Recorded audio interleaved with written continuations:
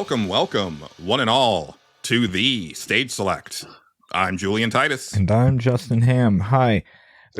I didn't know we were doing the regular intro for this. I thought it was a different intro for this. No, I think we did the regular intro on week one also. Time will tell. Yeah, we recorded that like a month ago, so we're not important enough for the special intro. We're just friends. Well, we hadn't gotten there yet. God damn it! See, you blew up my whole spot. James from RetroFits. Yeah. Formerly of RetroFits at this point. I'm still rebuilding it. Well, you'll have that.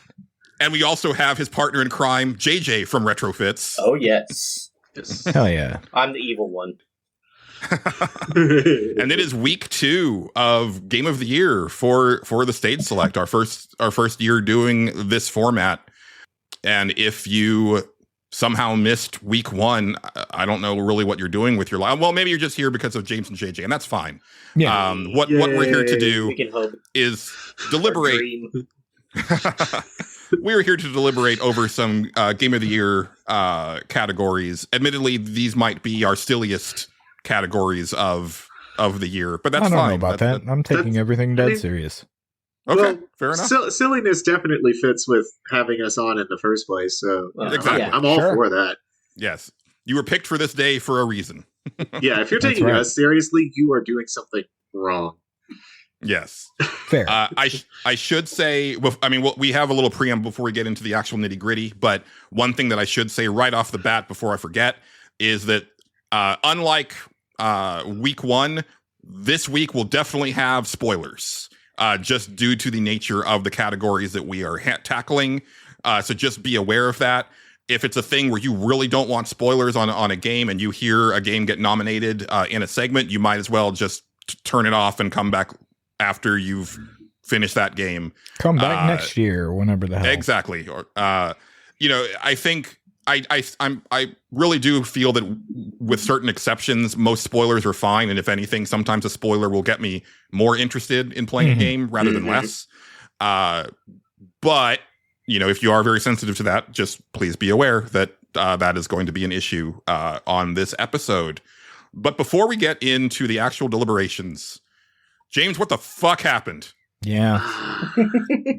Okay, and it is kind of on me to explain this because JJ, in his infinite kindness, JJ likes to say he's the evil one and he likes to torment me on the show and everything. Mm-hmm. JJ is an exceptionally kind person. And the only evidence anybody will ever need for that is JJ did not press me for details on what happened and why we got canceled. Because it is a dumb story. No, it truly is. So, our channel is relatively... Our channel was relatively small. Mm-hmm. I think we had 172. We had 210. So oh, wow. We had 210 subscribers. We passed 200. It was a big day on Twitter for 2 people. It was great. And we liked being small. I don't think that's an exaggeration. Neither of us enjoys the idea of fame. No. The idea of money and power, now those are different concepts. Right. Glory, wealth, and power are 3 very different things. We do not want glory. Money and power could maybe spill over a little more, in my life at least. Oh, yes. But glory hole, on the other hand, that everybody wants. Dude, you can't just out me like that. I haven't... Wait, no. Who am I talking to? Julian, I swear to God, I wish I was able to get to the Shasta McNasty button, but unfortunately, it's too far away. It's just too far away. Look, hear me out. Sushi glory hole. Yes. Hear me out. I was going to mention that same thing. Hear me out. Okay. It's a good idea. But, okay, we're tiny. We enjoy being tiny. We don't do any promotion. I started a Patreon on the basis, because I talked it over with JJ, and I talked it over with Dr. Wife, which is how I refer to her on the show. She does not really want to be, have her real name on the internet. Understandable. You know, even though and she has a done PhD. It a couple of times. I always censored it. I did. Not always, because you and I are talking. I know. You know what? The evidence of that does not exist anymore. So no, it doesn't. There you go. But like we were talking it over, and I was like, "Hey, what if we did like some spicy content? You know, what if we got into some boobles and some peni? You know, can I say that on the show? How much do you censor these days? None. Nothing. Yeah. What do you mean? So anyway, we were thinking about putting Tiggle bitties and massive horse cocks. Right. There you go. You know, on for our show. And and we were like, oh, this would be really funny, but it's not something that we could just like give out for free, especially with the YouTube guidelines, right? Yeah. So I was like, well, I'm going to start a Patreon. And we're going to do a thing where like we have 3 levels, and like no matter what level you sign up at, you get like the show. Like you get RetroFits Nights, you know, like a very Right. 80s like cop drama after dark special style. And we took inspiration from Leisure Suit Larry. Well, I mean that as well, because I'm a huge fan of Leisure Suit Larry, with the exception of the few times that that game is just in general has a couple of moments that really didn't age well. No, yeah. Oh, yeah. Never would have guessed that. That's well, crazy. but the thing is, most of them are related to like homophobia and transphobia, and we all acknowledge that, and they're really not cool moments, because Leisure Suit Larry spends the majority of his time being humiliated, and that's sort of the point of the character. Right. Which is why it's great to draw inspiration if you're going to do like adult themed stuff, especially on the internet. So we had this idea, and I'm like, okay, well, what's something innocuous that we could start with that we could make a ton of fun of without like too much expectation for what people might be expecting. So anyway, I downloaded Crush. I'm familiar.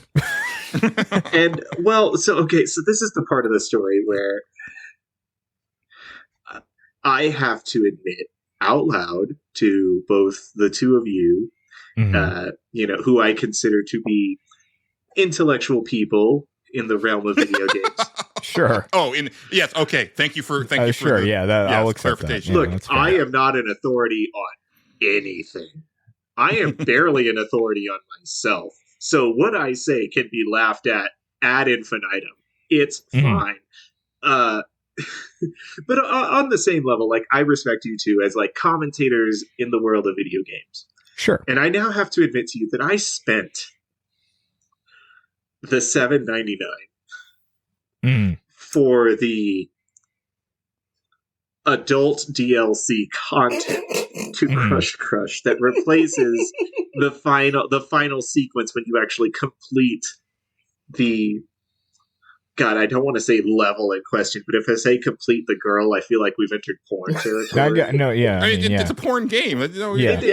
It's you fine. Know, why am I putting on airs? When you complete the girl in question, like it has James. Let me like. It obviously hasn't aired yet. Week 1 of Game of the Year had the We Play It for the Story Award, Best Porn Game. Yeah, so don't worry about it. You're in good company. This is a safe place. This is a safe place. Okay? I read it just for the articles. Just because it hasn't aired yet, so I haven't seen it. Can I say that I really hope the winner was I was blackmailed by a Futanari just for the reason that I saw it on like woke content detector's list as like something that like had overt LGBTQ plus messaging and no other notes, and I was like, you don't say. Right. No, okay. Now that makes me feel a little bit better. Okay. You're fine. Yes. Yeah. This is a safe the point place. is, the point is the episodes were longer, and we were showing off, you know, they were longer and harder and uncut. And uncut. They were not Jewish. So we were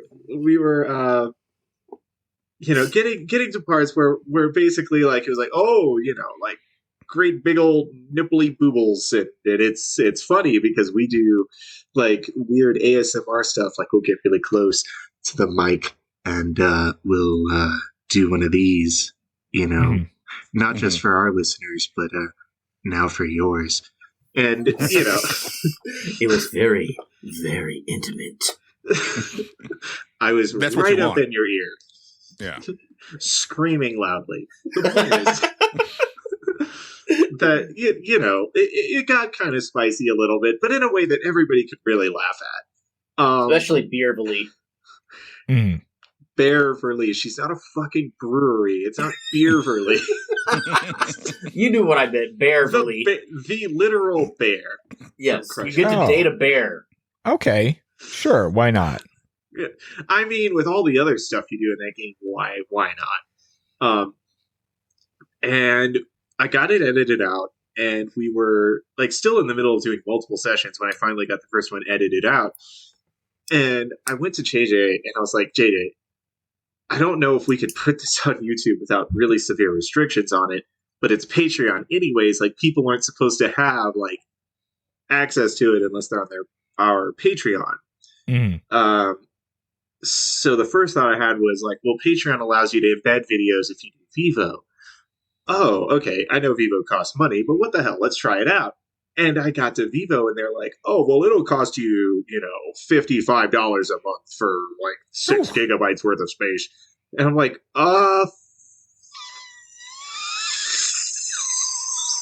fuck you, Vivo. There you go. Okay. I just as loudly as possible.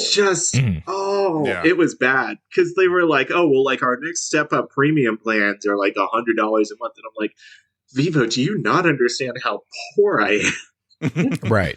I have a really great job. I have really great pay. My wife has a really great job with really great pay. But I have so much student debt. Right. From so many bad decisions. I cannot pay Vivo $150 a month when my Patreon is making 10. Right. So I was like, well, I bet if I delisted it completely and age restricted it, and uploaded it to YouTube with a non-spicy thumbnail, it'd probably be okay. For about a week. Yeah. I would think it would be. It was okay until the 7 episodes. Yeah, aired. yeah. It was 2 months.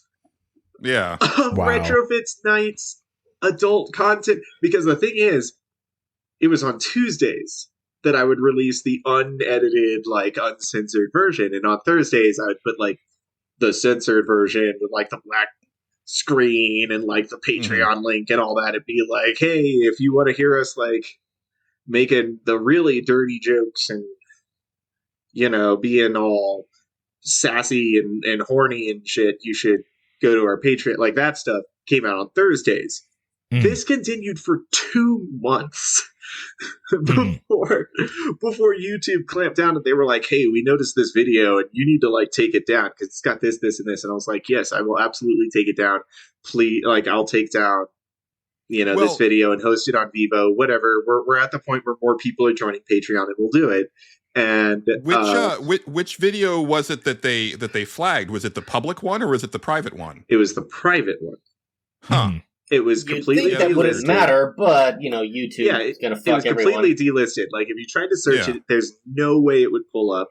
You had to have a link to get to it, and it was age restricted, so you had to have an account that acknowledged you were over 18 to view it. And I was like, oh, well, that's weird that you flagged this one, but whatever, I'll deal with it. Just please, let me continue making my show. And then, a day later, while it was under review, I went in to go check in to see if it was still under review. They were like, your channel has been taken down due to violations of our community guidelines. And I'm like, what do you mean, my channel? Yeah. And I appealed it. And that's the thing, not even getting the option to just remove the videos, right? Because you can very quickly look at your channel. Well, you could, and it's all regular content up until these last couple months, right? And even then, that wasn't like all of the week. content. Yeah. And I did that in my appeal. I was like, hey guys, look, okay. Clearly, I didn't read the community guidelines well enough to realize that, like, even if I put all these restrictions on this video, it probably shouldn't be up. That is fine. I also understand that you guys are reviewing my channel as a whole, and you have seen, like, XYZ.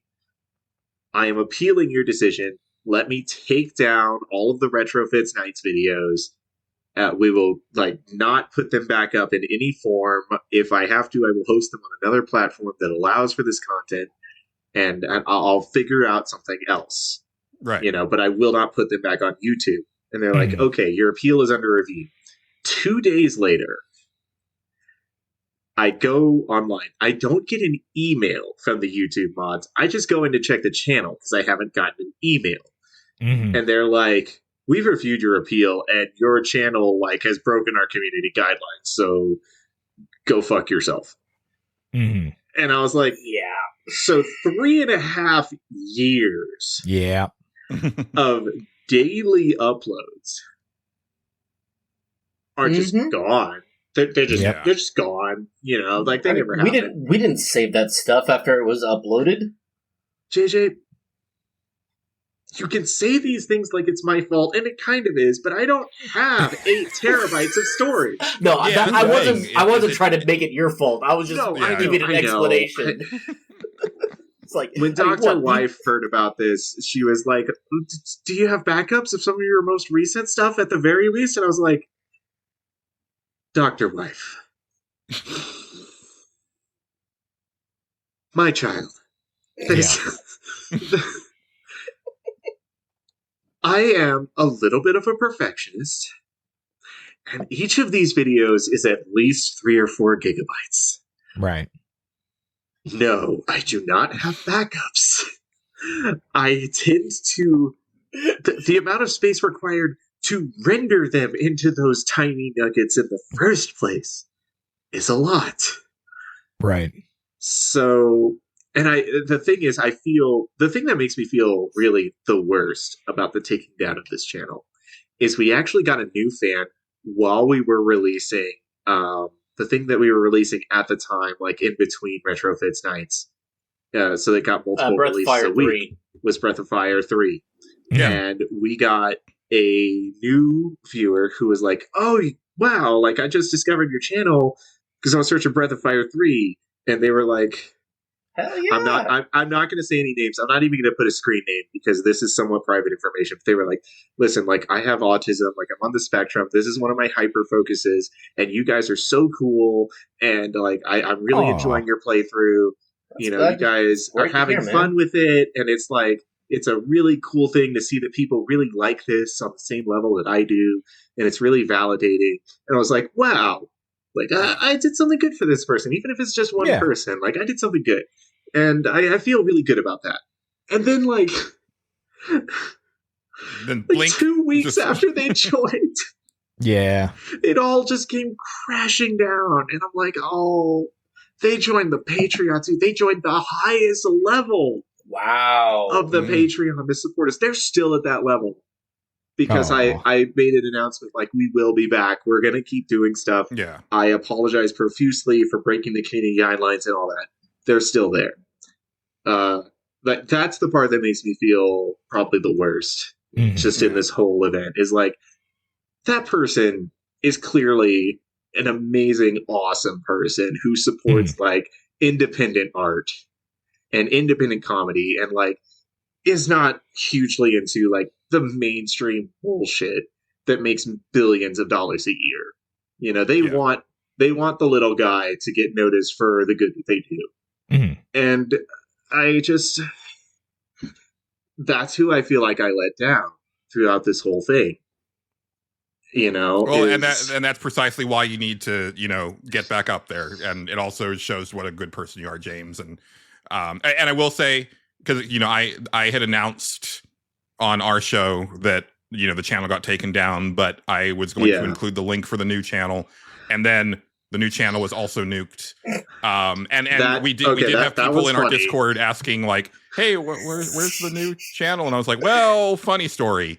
But you do have people among our listeners who are waiting for you guys to come back as well. You know what? Hey, listeners of the Stage Select, if you all come and check us out, even in just like checking out one episode and being like, "Oh, you know what?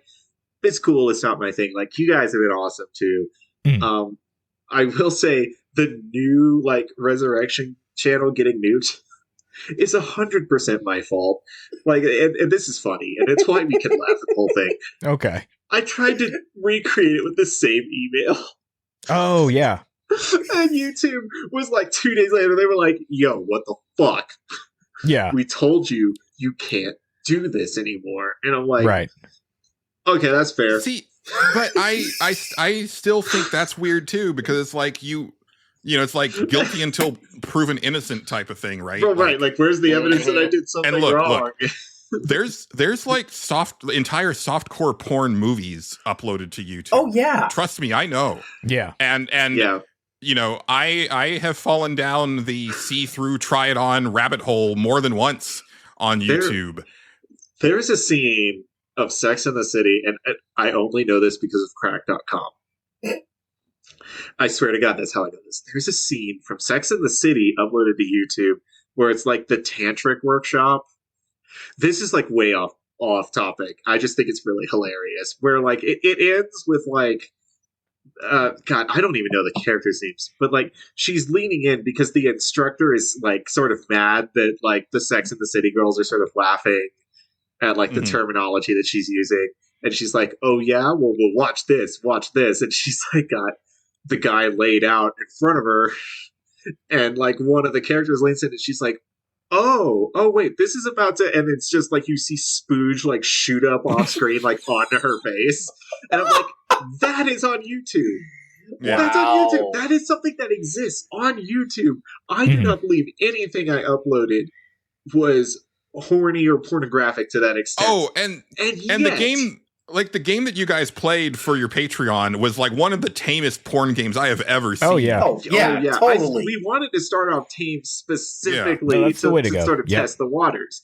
Like our next idea was to do fucking Honey Pop, which was like tits and shape stimulator, like 2002. I used to do a podcast called This Is Video Games where I played porn games and just did kind of a let's play but audio. And I played through the entirety of Honey Pop. And nice. I did the same thing. I slowly ramped up. I started with Pantsu Hunter, which was very Pantsu tame. Hunter. Yeah, good old Pantsu Hunter. And then went to Honey Pop, and then went to what's the third game? The third game was Snow Days, because I think you weren't prepared for it to go as hard as it did. Snow Days is traumatizing. Oh my God! It starts out like they're snowed in and they're a step family. It's fine, and then slowly you realize that the entire point of the game is for the main character to hypnotize everyone in the house so that he can have sex with them. And you're like, no. As you do. Yeah. As you do. As you do. Yeah. Oh, that's bad. Yeah, the whole... Yeah, that's a rough situation. And we will definitely be on the lookout for the return of RetroFits. But in the meantime, RetroFits is here. Yes. To help the Stage Select. Yes, I deliberate on as of Monday, we will have a new episode up. That's awesome. Which I don't want to date this episode too badly. I have been trying to edit. So 2 days from when we're recording this, we should have a new episode up because we did a survey that got a lot more votes than I thought it would because Twitter is hell and only the most terrible people exist there. Oh, yeah. So naturally I'm there.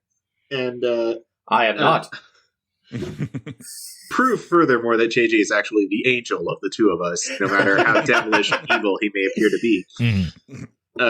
I did a survey and I was like, "Hey, we are seriously going to resurrect. We're not going to let this shall not stand, man."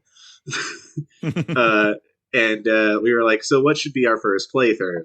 And the overwhelming victory was Chrono Trigger, because Chrono Trigger, I mean, it's classic. Yeah.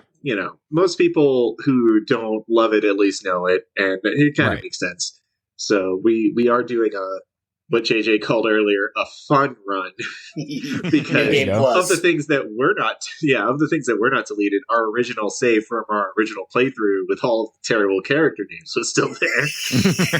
So we're going through Time Bro, Pone, Zordle, Croaker, Puff. Oh, the classics. Yeah.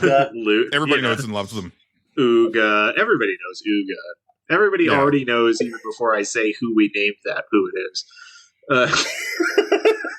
I really wish that Ooga was Frog's name. Weirdly, I can see that. No. Yeah, that would have been better than Croaker. But yeah, we're going through as a fun run where we're just going to get multiple of the obscure endings. Cool. And that'll be our big resurrection. It's but everybody knows this. Let's do the really fun stuff, like the slideshow and the developer ending, where the developers make fun of you for playing their game, all that. So we exist. We're coming back. Things can't keep us down. Me, JJ, and Dr. Wife are going to do a cover of Finale from Has Been Hotel as part of our resurrection. It's going to be great. There you go. Nice.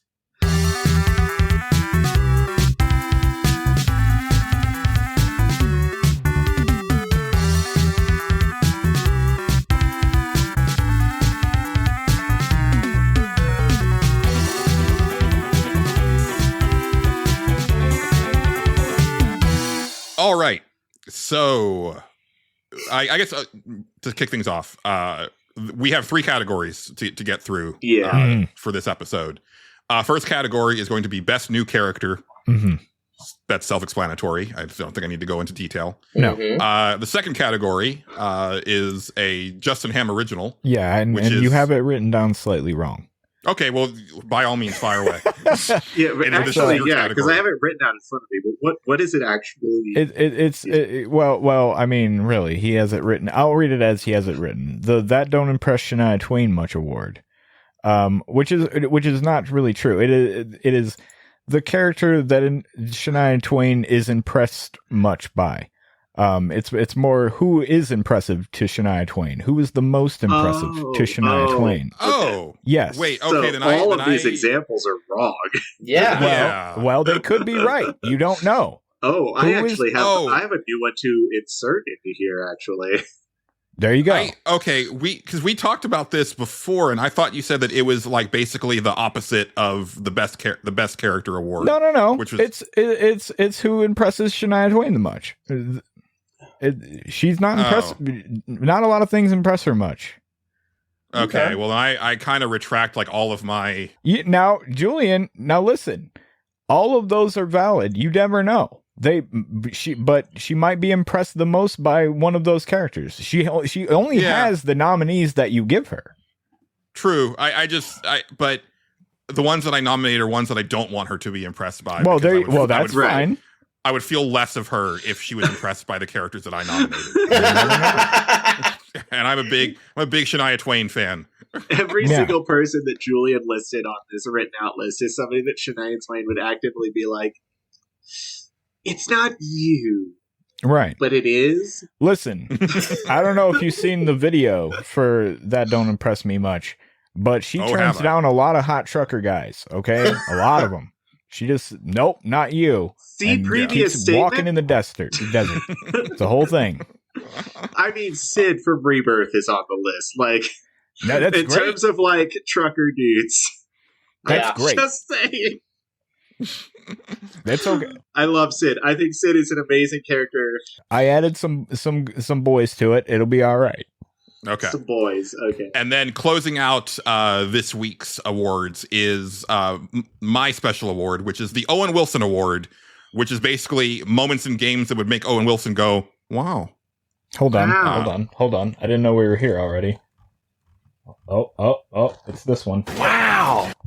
Nice. Wow. There, that's the one we need. I got 3 different ones for different things, right? Wow. Lots of Owen Wilson wows. Yeah. Mm-hmm. Excellent. So that is what we were here to do today. So we'll kick things off with Best New Character. Now, Justin and I have already nominated characters, and I'll read these out, and then we will open up the floor to James and JJ to add to the list. Okay. But what we have right now is Kath, aka Kathy from Until Then. Okay. Astrobot from Astrobot. Solid entry. And I'll go into that. K-Vess from Star Wars Outlaws. Nyx from Star Wars Outlaws. Song Hee from Like a Dragon Infinite Wealth. Yutaka Yamai from Infinite Wealth. The Repairman from Thank Goodness You're Here. I could not remember his name. I don't know if he has one. He does have a name. He probably does. We can look it up. I mean, everybody has a name. Yeah, that's true. Iris from 1000 Times Resist. Healer from 1000 Times Resist. Tosh from Dragon Age The Veilguard. Balara from Dragon Age The Veilguard. And Periel from Ayuden Chronicles. I nominated that one because I remembered it. Good job. Periel is a great character. I love Periel, but I figured since you were going to be here, I had to put one on there for you. But there might be a better one that you remember more than me. So thank you for being inclusive. I do appreciate that. There's a couple from Ayuden Chronicle in general. There's a couple others that I would put above Periel as like best new character. I mean, her character is amazing. It just is. And she's very heavily featured throughout the game, so she does get a lot more exposure. She does get a lot more. She gets a lot more stuff. Yeah. Yeah. However, all right. Well, let's hear it. Let's get y'all's additions to this list. So, what that reminds me of actually is the one from Ayuden Chronicle that I was going to mention was Marissa, who is the third in the trinity of main characters. She's the green character with the staff. She most closely aligns with like the Suikoden tradition that the games sort of draw a lot of inspiration from. Mm-hmm. She's also introduced kind of late in terms of like main character introductions for the story, but still early enough that like she plays a huge major role in the goings on. Plus she has Pooby, and Pooby oh, I forgot about him. Yeah. Pooby is the little Moopsie, for those of your listeners that are also familiar with Star Trek Lower Decks.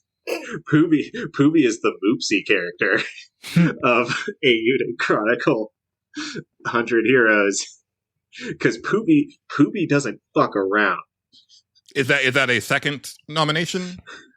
Well, no, because Marissa and Pooby kind of exist as a single character, like in the context of the game. There is no Pooby without Marissa, right? Essentially, the other one from Ayuden Chronicle that I was going to put forward as best new character was Francesca, who is the healer that is also physically intimidating. I thought about that one, but I wasn't sure if I was going to have a second on it. So yeah, that's cool. I will 100% awesome. Second Francesca until the day I die. Francesca is amazing. Like, well, she's a staff wielding, like priestly dressed. Well, let's hold off on like getting into the nitty gritty on each character because everybody's going to have their time to shine as far as like their reasoning for being making the list. Okay. Anything else, James? No, those were the main two that I was going to add. JJ, did you have like a good? I did. I'm going to go with Sun Wukong from I can't even think of the name of the game now, but Black Myth? Yeah. Okay. Just because, I mean, the Monkey King is awesome. Okay. I mean, just in general, yeah, I agree with that. Like, the legend of Journey to the West is a great old Chinese legend. I'm familiar with it. It's come up a ton of times in anime, several times in games. The original Dragon Ball series is based on Journey to the West, as is Sayuki. Yep. Both are great anime that are based on Journey to the West. And yes, Sayuki is also a PS1 game. Yeah, and I mean it's a game. It plays on the PS1. It's all right. I shouldn't be shitty. Fine. It is actually pretty all right. Also Enslaved by Ninja Theory. Yeah, Enslaved is also like it's a pretty prevalent legend in Eastern mythology and folklore. So, and elements have been taken from just about every genre you can think of. Have copied some portion of Journey to the West. Yeah. Cool. Anything else, JJ? No, that's pretty much it that I can think of for new characters. Everything else you've already listed. Cool. All right. So the way this is going to work, it's very similar to classic Giant Bomb deliberations, which is we need to whittle this list down to 3, and we're going to have a winner with 2 runners up by the time that we're done with this section. Okay. And typically what we'll kind of do is just kind of go around the room and start like cutting. So just actually, Justin, I'm gonna let you kick it off. Sure. You can cut Healer from 1,000 Times Resist. They're just my favorite from the little like 5-piece of the girl, like almost Power Ranger like girls that are in the thing. They're great, but there's a character from that's way better that I already have listed.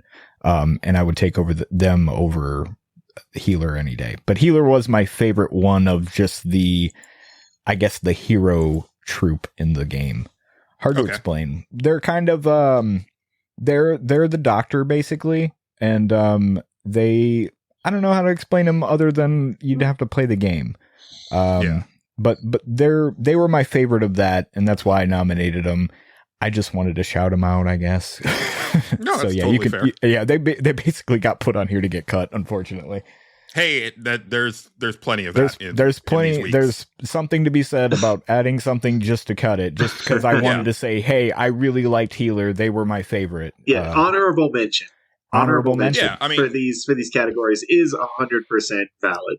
Yes, absolutely. Like, a big part of why I like this format of Game of the Year podcasting is it gives you a chance to give like every game its due, even if you know that it's not in like the serious contention for any category, but at least you get to talk about it and possibly like steer somebody into checking it out where they might not have before. Yeah.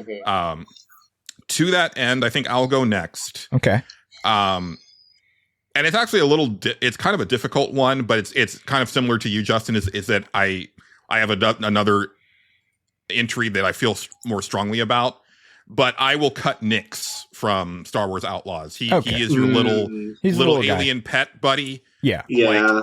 Like, they fucking nailed it. Like, I thought they couldn't top the Porg from, the sequel trilogy. Yeah. But Nyx, brilliant. I love the Porg as a concept. Nyx was that I always love that. It's the I'm forgetting the character's names now. I haven't watched it in so long, but the really gruff character in Brooklyn Nine-Nine when she gets a puppy and she's like, I've had this puppy for 3 minutes, and if anything happens to him, I'll kill everybody in this room and then myself. I've only had Chillet for the last 3 minutes, but if anything happened to him, I would kill everything in this room and then myself.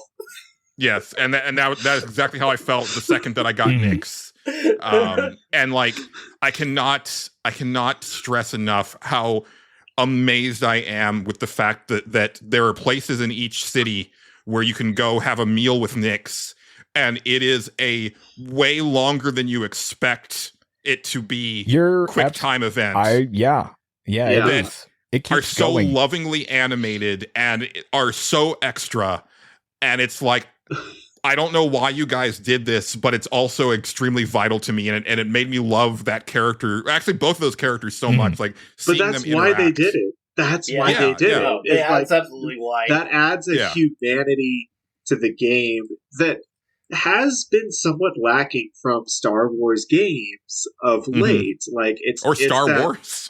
Yeah, I mean, okay, but if we're gonna throw everything on the table, but no, like having that like human element. There's a great old web comic. It's called RPG World, by both comic artist and storyboard artist Ian Jones Cordy. He did a ton of work on Steven Universe, and that was sort of his baby.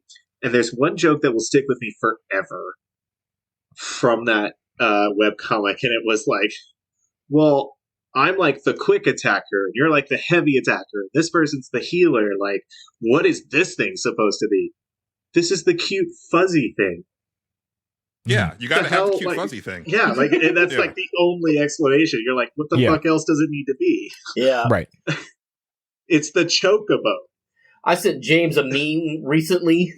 It was basically, it's had at the top it says his video games aims to promote violence. Then it had a picture of a guy's like you picking the best dialogue option because you don't want to avoid hurting the NPC's feelings. Yep. That's 100% Justin. Oh, absolutely. I mean, that's me too. I don't play Renegade. Yep, me neither. I have a real problem being mean to people. I can't really do it. I have a trouble. Yeah. Unless I'm streaming, and then I'm a psychopath. It's crazy. That's totally different. Makes sense. Yeah. It's like, oh, this is going to be great. More people are going to tune in if I do. Yeah, I don't know what it is. I'm just like, oh yeah, this will be, because I stop thinking and just keep talking. So I'm just like, oh, I'll just say the weird shit and it'll be funny. I have invented a hoverboard. I will pay you $50 to bend me over the counter and spank me with it. Leisure Suit Larry, magna cum laude. Anyways, I just talked about that game on our most recent episode. Oh yeah, no, that's a real bit of dialogue. If you fuck up in that game, you have to mess up in the game to get that dialogue. Wow, nice, it's so great. But like, yeah, the cute fuzzy thing, the chocobo, Nyx, like, you know, the little chocobo that lives in Saz's hair in Final Fantasy 13. It has a point. It is somewhat humanizing to the characters in the game, as well as like the experience of playing the game itself. So I appreciate Nyx being added like as a consideration. Oh yeah. No, can't you also like pickpocket with using Nyx or something? Oh yeah, he's a super useful character. Like he'll pickpocket, he opens doors, he grabs items for you. Yeah, like when you're in a firefight, like you can have him grab like grenades or healing items, like while you're behind cover. He's a super cool little buddy. And this is where I have to admit, this is my shameful. Here's the RetroFits shame corner of admissions. I have yet to play Star Wars Outlaws. I haven't because I've been broke as shit for this entire year. It's That's totally fair. Fine. Yeah, like I have really wanted to play it. Like I've seen the promo materials for it. I've seen like the trailers. I really want to play Outlaws because it looks so fun. Yeah, it just looks like excellent. A fun time.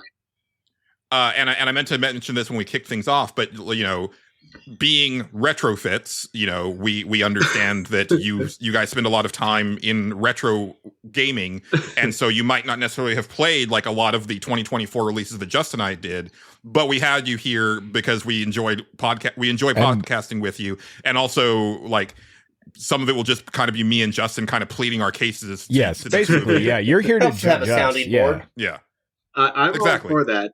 I mean, just because the only date that will mean anything to the two of us is March 6th, 2025, when Suikoden 1 and 2 HD Remastered comes out, and you will not see us for the next 3 weeks because we will be busy growing beards playing that. You know, it doesn't mean that we're not like on board with contemporary gaming. We totally are. I'm just saying that like that little meme comic panel that somebody made of Moon Knight going down the stairs into the basement and saying, I know you're here, Konami, you big fucking nerd. Where's my goddamn Suikoden remaster? Like, just because that perfectly encapsulates our mindset for the past 3 years. Yeah. You know, it doesn't mean that we're not here and like in it to win it for modern gaming. And I actually do appreciate that they took the time to get it right. I would rather have them done that than, you know, rush it. And because, like, the GTA, a remastered trilogy, because that was the worst thing in existence. I really thought they were going to rush it out to get it out right around the time when Iodine Chronicle dropped out of spite, just to, like, undercut them. But that's the thing about, like, Japanese, like, respect for the craft in general, though. Because when Iodine Chronicle came out, I too was on that train of thought where I was like, oh, I bet Konami's going to do this to like undercut it.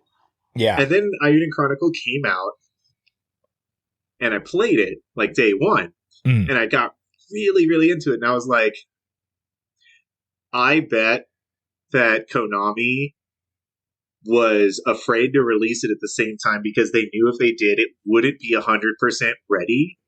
Yeah. And the comparison between the two would be like Konami had no business re-releasing these games at all. Right. Right. Like the respect for the craft in Japanese culture in general is something to be admired. That they saw that and were like, we shouldn't do this. Like, we really shouldn't do this right now. Yeah. The best example of that I can think of is actually the One Piece manga, where they spent an entire year on one battle. Okay. I mean, granted, they're releasing like I think it's like once a month or something, but still, it was one battle for an entire year. Yeah, where it was just going over the details of like what was happening because of how complicated it was. And, right. This is a series that has been ongoing for over 20 years now. Yeah, I don't think I'll ever be able to get into One Piece. It's too much. Yeah, but I appreciate it. Like at this point, the real question is how can you? Yeah. That being said, so we've eliminated Nyx. Yes. Yeah. So James, what would you like to put up knock for, off of the list? Yeah. So, given that we only added 3 to the list, oh god. See, and the thing is, I'm gonna catch shit for this. I am.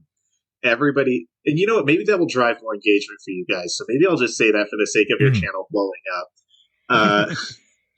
Yamai from Infinite Wealth. Take him off the list. Oh, I no. know. Nope. I disagree. Yeah. Hard disagree, James. Everybody's gonna shit on me for it. I knew that going in, but just. So there's a possibility that he gets cut from this list, but he does not. Like, it's way too early. Way too early for that. Okay. Well, yeah. So let me just play my hand right now. Yamai is like a top 3 for me. For me too. Okay. Yeah, now for both. That's fair.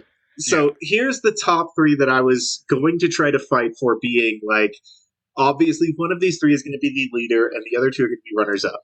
So from the list that we had, plus the 3 that we added, I was going to have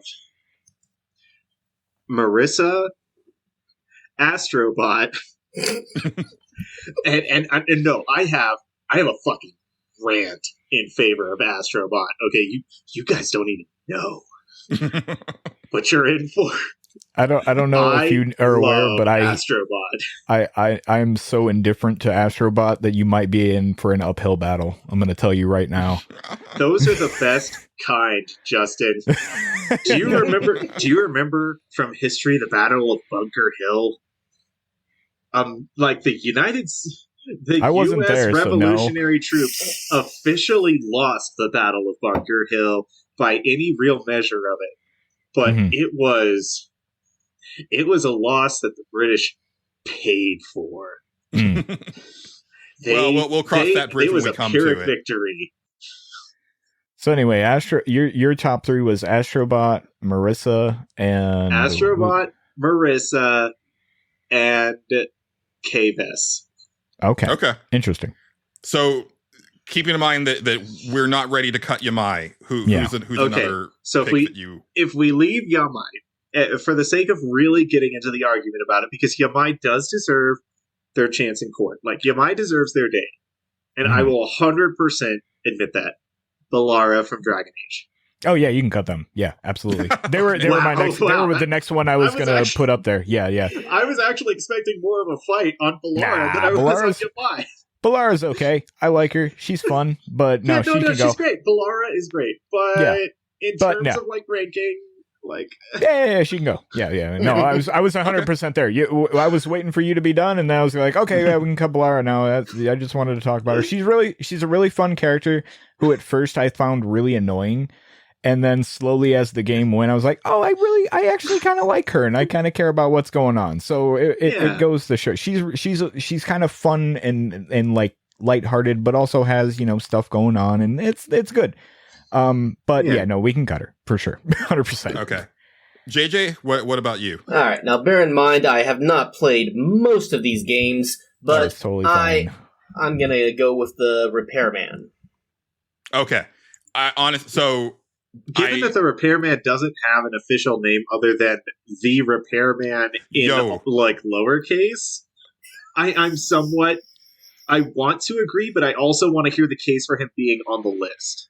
So, Thank Goodness You're Here is just this delightful, super British, like adventure game where you're just a little man walking around, slapping and jumping around. All you can do is slap things. You slap people to talk to them, and you walk around and slap you can to jump do on anything. stuff. Okay, this game already sounds like my total 100% package game. You guys, it's great. You guys should absolutely do this for your channel, like when you come back, because it's like about a 3-hour game. Yep. And it is fucking hilarious. It's one of the I don't find many video games funny. This one is legitimately great. It's legitimately hilarious. Okay. And the Repairman, I mean, because like all the characters have names, but they're kind of also just kind of they're like who they like basically their personas. And he's just this like elderly guy in a blue jumpsuit that's trying to repair the woman that works at the fish and chips parlor, like her fryer. Oh, so he's like key excellent good man, because that's the only thing I would try to do. Yeah, and he I think he's Scottish. He is, yeah, very Scottish. There's this whole dynamic of like she's trying to pay for the service with her services. And he's like, no, woman, like last time I was like cleaning fryer bits, so like out of every crevice, like for like for a week. Yeah. Why? What were you having sex with her on? Like what? Somebody stole his freaking spanner.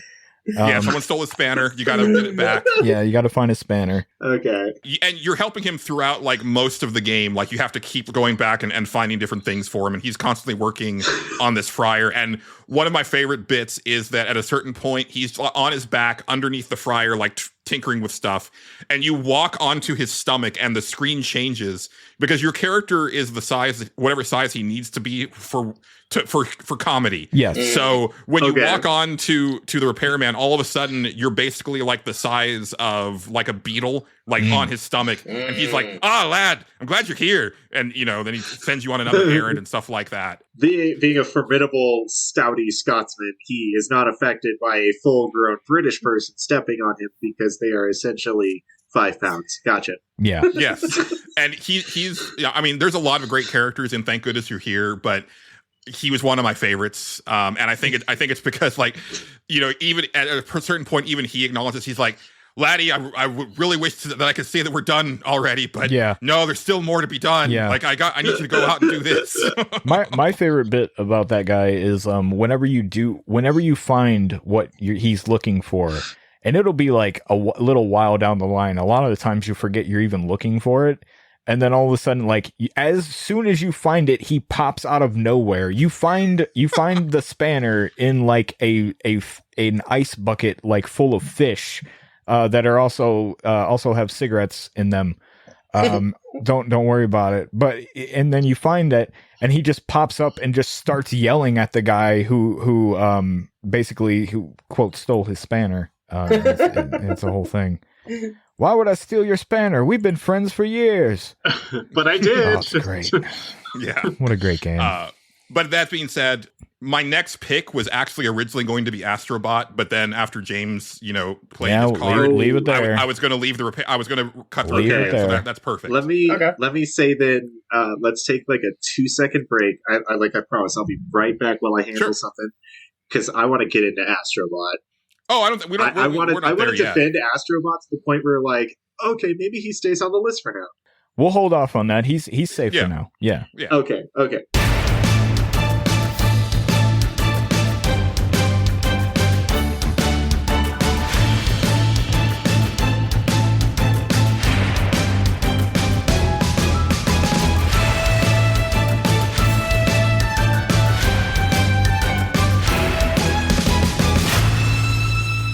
So I'm now looking at this list. Okay.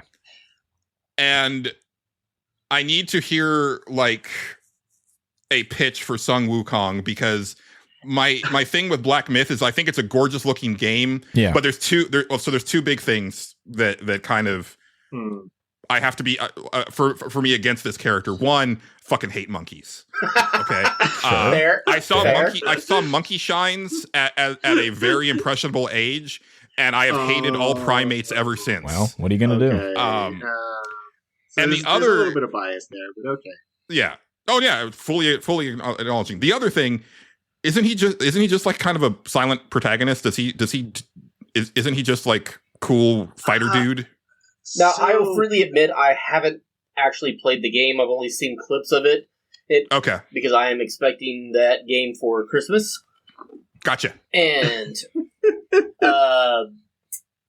it's basically touted more as a Soul-style fighter game than anything else. Right. And that too has been my experience with exploring the promotional materials. Is it was like, hey, somebody saw Elden Ring and decided to just make Journey to the West into an Elden Ring style game. There's a lot of that around nowadays. Yeah. Well, but on paper, Journey to the West actually would make a good case for like a Souls like Elden Ring style game. Like it's about this giant expansive world with like the gods above having their own tricks that they're playing, and like the earthly creatures themselves having all these different motivations and like big plans. Like there's a lot you could play with turning that into Elden Ring and making everything like really difficult in terms of like, you know, the actual trials that Sun Wukong has to go through, because they aren't small even in the story. So, you know, I mean, the story itself has parts where it like skips over and it's like, yeah, but due to his great might, like he was able to overcome this trial, even though we won't go into how or why. my argument against Sun Wukong would be a couple things. One, I don't even know if it would count as a new character in that case because of the Journey to the West aspect. I think it does. Sure, maybe it does. And I think I know what Julian's going for here. It is a new presentation of a mythical character that existed many thousands of years ago, in that if you were to put this presentation up against the original, the two would not recognize each other. Sure. Am I kind of right in that? If you were going to make like a new like game about the Norse god Thor, but it's not a Marvel game, and it's not, you know, like it would still be like its own thing, right? Because it's just a mythological figure. Sure, absolutely. Okay, that's fair. But correct me if I'm wrong, but isn't the Monkey King like in like the source material like a really boisterous kind of like almost trickster type character? He is the original trickster, actually. That's his whole thing. Is like he's clever and wicked and tricksy and false, as Gollum would put it. Like all of the things that Gollum says about the hobbits and the Lord of the Rings, like makes me think of Sun Wukong, but in like a fun, funny context. Right. Like, and you know, again, and to be fair, I have not played the game either, but everything that I've seen of the game is that the character in the game does not appear to be that at all. Like, I would agree with that. He seems to be more just a cipher. Yeah. Well, apparently he talks in the I had to look it up. I was actually really curious if he was a silent protagonist or not. Apparently he talks in the prologue and then stops immediately. Which is kind of weird. Yeah. Which, I mean, he's going by persona rules. Yeah. I think where this one boils down is like, I think it's a really cool character design. It's a really cool take on that character, but ultimately, it's not like that great. There's stronger personalities. There's stronger characters. The personality of the character itself is defined by how the character or how the player plays the character. Yeah. More so than the character presentation itself. Okay. Yeah, absolutely. Yeah, that makes sense. And the only reason I threw it in there is because it's one of the only ones I can remember from this year. That's Gotcha. and it should be mentioned. Yeah, absolutely. Again, we've been shit. You're fine. Well, that and just not having any time. Yeah, no worries. Time is for people with money. And Justin, I realized that I jumped the line. So what is your next one? That I would like to try to cross off or something. Yeah. Oh man. We're starting to get into it. Yeah. All right. Listen, what's the healer's name in Iodine Chronicle? I really like that character. Francesca. Because I call her a healer because she starts off with a water rune. Yes. And by definition, she's a healer. In the Suikoden tradition, like, if you start off with a water or a flowing rune, like, you're a healer. Like, that's supposed to go into your personality. That's the whole reason you have that rune to begin with. In Iudin Chronicle, it's a little more fluid because there's like 6 or 7 slots total. This guy.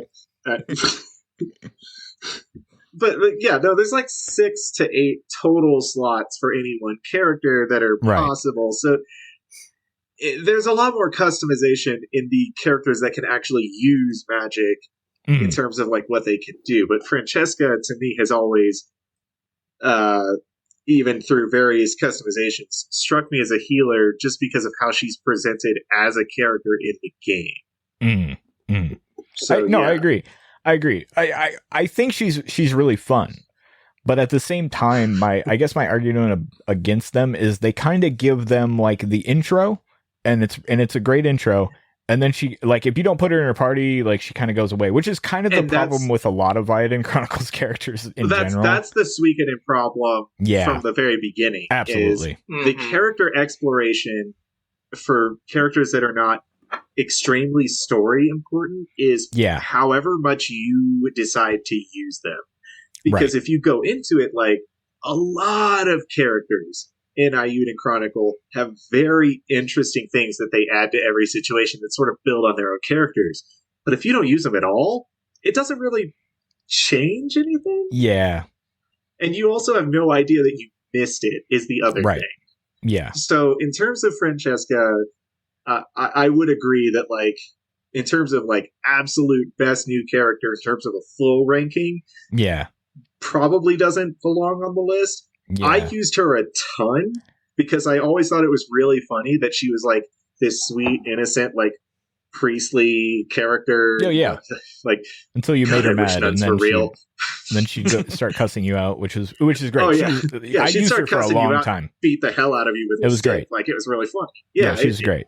It was a great character dichotomy of that, like, I exist to heal the bruises that I give you, like, you know, sort of thing. But as far as like Iodine Chronicles characters on there, I feel like the other two that are on there are stronger, basically because they have actual like arcs for the most part. Yeah, and without I mean, we're gonna get into spoilers when we get like deep into it with Periel. That's what we're here for. But like, without doing it at the moment, Periel for sure deserves to be on this list. Like, I was happy I saw her on this list because she deserves that spot. I was like, okay, I remember Iodine Chronicle, and I remember I liked some characters, but I couldn't remember exactly. And as soon as I looked at the list and seen her, I was like, right, her, absolutely. She was the whole thing. She was like my favorite one. The character that exclusively uses light magic and smacking the shit out of people. Oh, hell yeah. Yeah. And she has like a great arc for the most part. Like, she has, she starts out as just rich kid kind of.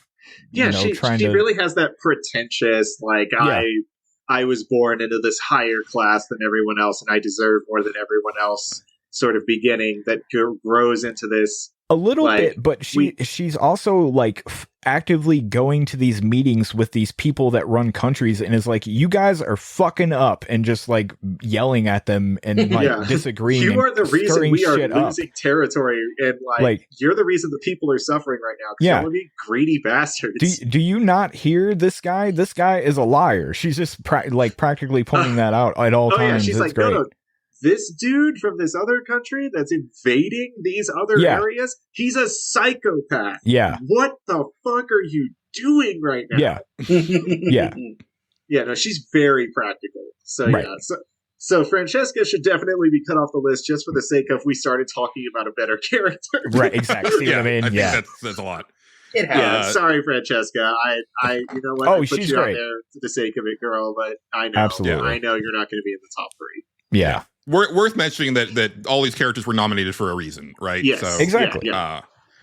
James, we're back around to you, sir.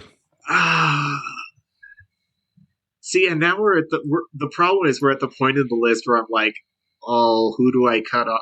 Because No, it's getting spicy now. I said Yamai knowing I would get shit on for it because I didn't expect Yamai to be in anyone's like absolute top 3 out of this list, and now I know. Now I know I'm in for like a battle. Yeah. Yeah, I mean, and the thing is, like, it's not that I don't enjoy Like a Dragon. I just want to say that, like, up front. Like a Dragon Infinite Wealth is an amazing game. And the thing is, I think I like it for a lot of the reasons that people shit on it. Which is, like, the overabundance of things that are considered optional. Like, and JJ can kind of back me up on this. So as fans of Suikoden in general, as one of our favorite game series, the optional things kind of make up the character of those games. Because you could just blast through those games if you're really trying. Like, the way experience and level ups work in those games is, if you really wanted to just ignore everything else with the story, you could. But if you just take 10 seconds and just explore, you'll find hours upon hours upon hours of really cool shit to do that is fun and builds upon the characters and builds upon the worlds and just enriches the world that the game is based in. And it's on you to find those things, just like it would be like in real life. It's on you to like seek out the things that are interesting and fun and meaningful. And a lot of Like a Dragon Infinite Wealth is kind of like that, where it's like, if you just wanted to do the story stuff, you could blast through that game in a weekend. You could if you really had had the dedication. Obviously, we have jobs. I'm talking about like when we were kids. Well, but I think my issue, because I love the side stuff in the Like a Dragon games. My issue is that the main stories tend to already be so long, and admittedly, most of them are kind of bloated to the point that there's always a moment in every Like a Dragon game where I'm like, I really want to see more of this side stuff, but I'm ready to be done. And so then, like, I end up critical pathing it to the, across the finish line. And it's not because I don't want to see more of it. It's just like, it's too goddamn much in the game. Like, right. And so all of this was to build up to the fact that my next, oh God, I'm going to drive so much engagement to your fucking channel. It's not, people are going to be screaming at me in the comments. People are going to come to my new channel to the first video and be like, you fucking idiot. How dare you say this? I'm going to say it's Songhee. No, so she was going to be my next offering. Okay, I fucking love Songhee. To the altar of sacrifice is Songhee. But she's great, though. She's great. Yeah. She's great. I was so excited when I learned that she was going to be in the party, because Justin and I both were super disappointed in the last game when she didn't join the party, because it felt like she should. And I think she's a fantastic character. I love her crush on Kiryu. It is one of the most adorable things for such a, on the surface, very hard character to just turn all giddy and girly around Senpai Kiryu. Yeah, she's great. Is amazing. Yeah. And like I love like the fact like one of the jobs that she gets is dominatrix, and it fits her like perfectly well. And her voice, like Justin and I played it in English. I don't know about you guys, but I love her English voice actress. Yeah, she's great. I just feel much stronger about Yamai than I do Songhee. As do I. I'll agree with that. 100%. Okay. But when I was thinking about the party in Infinite Wealth, for me, it kind of came down to Songhee or Chitose, and I was like, nah, it's Songhee. Like, she definitely was like she probably was my favorite party member in the game. Not, not counting Ichiban. Part of the reason why this is best new character, as we had mentioned, we had talked about off mic, is that it would just be Ichiban. And he would just get it like in every time that he has a game. It'd be real tough to argue against it too. So yeah. But no, I am fine. I think that's a good place for her to get cut. I love Songhee probably more than anybody here, and I'm kind of okay with it. So yeah. Okay. Absolutely. So JJ. All right. I am going to do Tosh. Okay. Okay. I'm not opposed to it. You know, who do we have left? Actually, we have Astrobot. So it's a good place to do that. So we have Kathy from Until Then, Astrobot from Astrobot, K-Vest from Star Wars Outlaws, Yamai from Like a Dragon Infinite Wealth, Iris from 1,000 Times Resist, Tosh from Dragon Age The Veilguard, Periel from Ayuden Chronicles, and Marissa from Ayuden Chronicles. Okay. I feel like that's too many characters from Ayuden Chronicles, but well, just because there's it's too I many. mean, there's two from the same game. Yeah. But I mean, it's Ayuden Chronicle by definition has like 120 characters. Yeah. At least 50 of which are semi or very important to the story. So there's a lot to choose from. For sure. It might be beneficial. I don't know. I'm trying to think in my heart if Tosh is going to be even in my top 3 compared to what I'm looking at on the board. Because I know you're a big fan of them. I really like Tosh. Tosh is basic. She is a Kunari girl, or well, no, I totally screwed that up. They are a Kunari. They are non-binary, and they figure that out basically by talking to people in the party. They kind of go, I don't really fit into any of this stuff. That's cool. Yeah, which is cool. Like, you know, nice conclusion. You basically kind of meet her, and she argues with her mom a lot. Her mom is like very overbearing of her, or of them. I'm sorry. It's a girl at the time, and then, like I said, as you meet. It's complicated. The party. No, it's very complicated, and she's figuring it out too. She's basically getting introduced to different cultures who are basically like, "Hey, you can just be a they. You can just do that. You don't have to fit into any category." And they're like, "Yeah, that feels right." And I'm like, even the like dictionary definition of identity is something that sort of changes over time with personal experience and exploration of the self. Right. So, like, having that kind of inclusion, I think, is really important. Just because I do feel like a lot of people in the real world sort of get trapped without realizing it because they're like, well, I don't really have to do any more growth. And that stagnates the human condition in general. Right. So having that kind of thing where it's like, she starts off as a she at the time, but she has like all these fights with her mom about like, how she's supposed to be as opposed to who she is, which goes into Kunari culture and all this stuff. Yeah. Right. And it sort of grows into this like, no, this is who I am. This is who I'm going to be. And this is who I strive to be. Like, it's an important journey. And they have that moment where they come out to their mom, and I believe.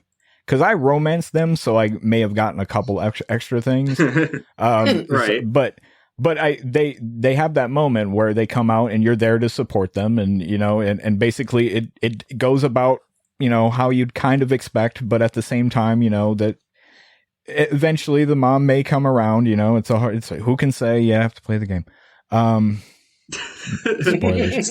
Spoiler alert! You have to play the game. You have to play the game. Honestly, hearing this, because I know that I'm going to play Veilguard, but I haven't been that high on playing it. But hearing about that character's journey actually has me a lot more interested in playing it now. They also their personality is basically me. I mean, it really is. You meet them, you show up. Okay, so basically the thing is, you need a dragon hunter. Tosh is a dragon hunter. That's what they do. You show up, and basically they're fighting a bunch of people, and going nuts. And you ask them, "Hey, are you our dragon hunter that we're supposed to meet?" Yeah. That cool. And nothing else. That's it. Yeah, that's me. What the fuck? Why are we still talking? Let's go hunt a dragon. Just super short answers the entire time. Like, I love them. Yeah, they love dragons. They respect like what they do and how they operate. They're a dragon hunter, but they will tell you not all dragons need to be killed, just the bad ones that are actively fucking up. So they know a bunch of that stuff, and nice. I don't know. Tosh is really cool. I really like Tosh. Talking about them, I'm like, I don't know if I'm ready to cut them yet, but I know. But I mean, so No. This is good because I think we're in the point now where it's now to start. It's probably better just like kind of plead the cases of each character than going around cutting. So, and not that it has to be a substitution, but Justin, what about Iris from 1,000 Times Resist? Iris is an incredible character. They're incredibly complicated. I kind of figured this was one that most people were very unfamiliar with. I haven't played 1,000 Times Resist. I'm not familiar with the characters, but I am interested in hearing the case for them as compared to these other characters. I'm gonna try. And let me just say real quick for listeners because time is all fucked up. You may have already heard me on the main show talk about my experience with 1,000 Times Resist, but as of this recording, I have not played it yet. He hasn't played it yet, so okay. Iris is basically the other name that they call her in the game is the All-Mother. Iris is basically, she's born in like kind of modern day. She is the daughter of like immigrants from Hong Kong who basically came to Canada to escape from like the riots that were happening. They were part of like a resistance in Hong Kong. Oh, so she's just like my dad. Yeah. Without getting too into it, wow. She's just like my dad and my grandma. She is cool. She is it basically what happens is a world-ending event happens. There is a disease that makes people cry themselves to death. As stupid as that kind of sounds, it's much cooler in the thing. But you basically cry all the moisture out of yourself and die. And that's she is the one person works, but okay. I don't know how it works, but it's something like that. Anyway, they're immune to the disease. So basically, she gets asked by these people that find that out. They want to do studies on her and all this stuff, and through that, they basically figure out that she can't die now, like through all this stuff. So she's basically immortal. And so throughout the story, people around her are dying. And also she feels when the disease hit, basically she had like all sorts of fallings out with her parents who she had to abandon. And her best friend, who she basically led to their death. She also then basically, because she can't die, she gets bored and lonely, so she starts cloning herself and makes all these clones and all this stuff. She's not. I actually nominated her because she's actually not always the most likable person. She's incredibly. She's sympathetic as all hell. But at the same time, there are times where you're just like, oh, but she never got to grow up. She never got to like learn a lot of that stuff because immediately she was a teenager when all this happened. So she was basically a test subject for a lot of her life. They at one point, and this is, I don't know, Julian's going to play this part, so I don't want to actually spoil this stuff yet. So, there's one point where a thing happens where with the best friend that was killed, being kind of brought back up, and that goes how it goes. But spoiler alert: there are no spoilers. Yeah, the entire premise of 1,000 Times Resist revolves around this character and her and basically her good and bad moments, pretty much. Everything is predicated on them. They're basically a god.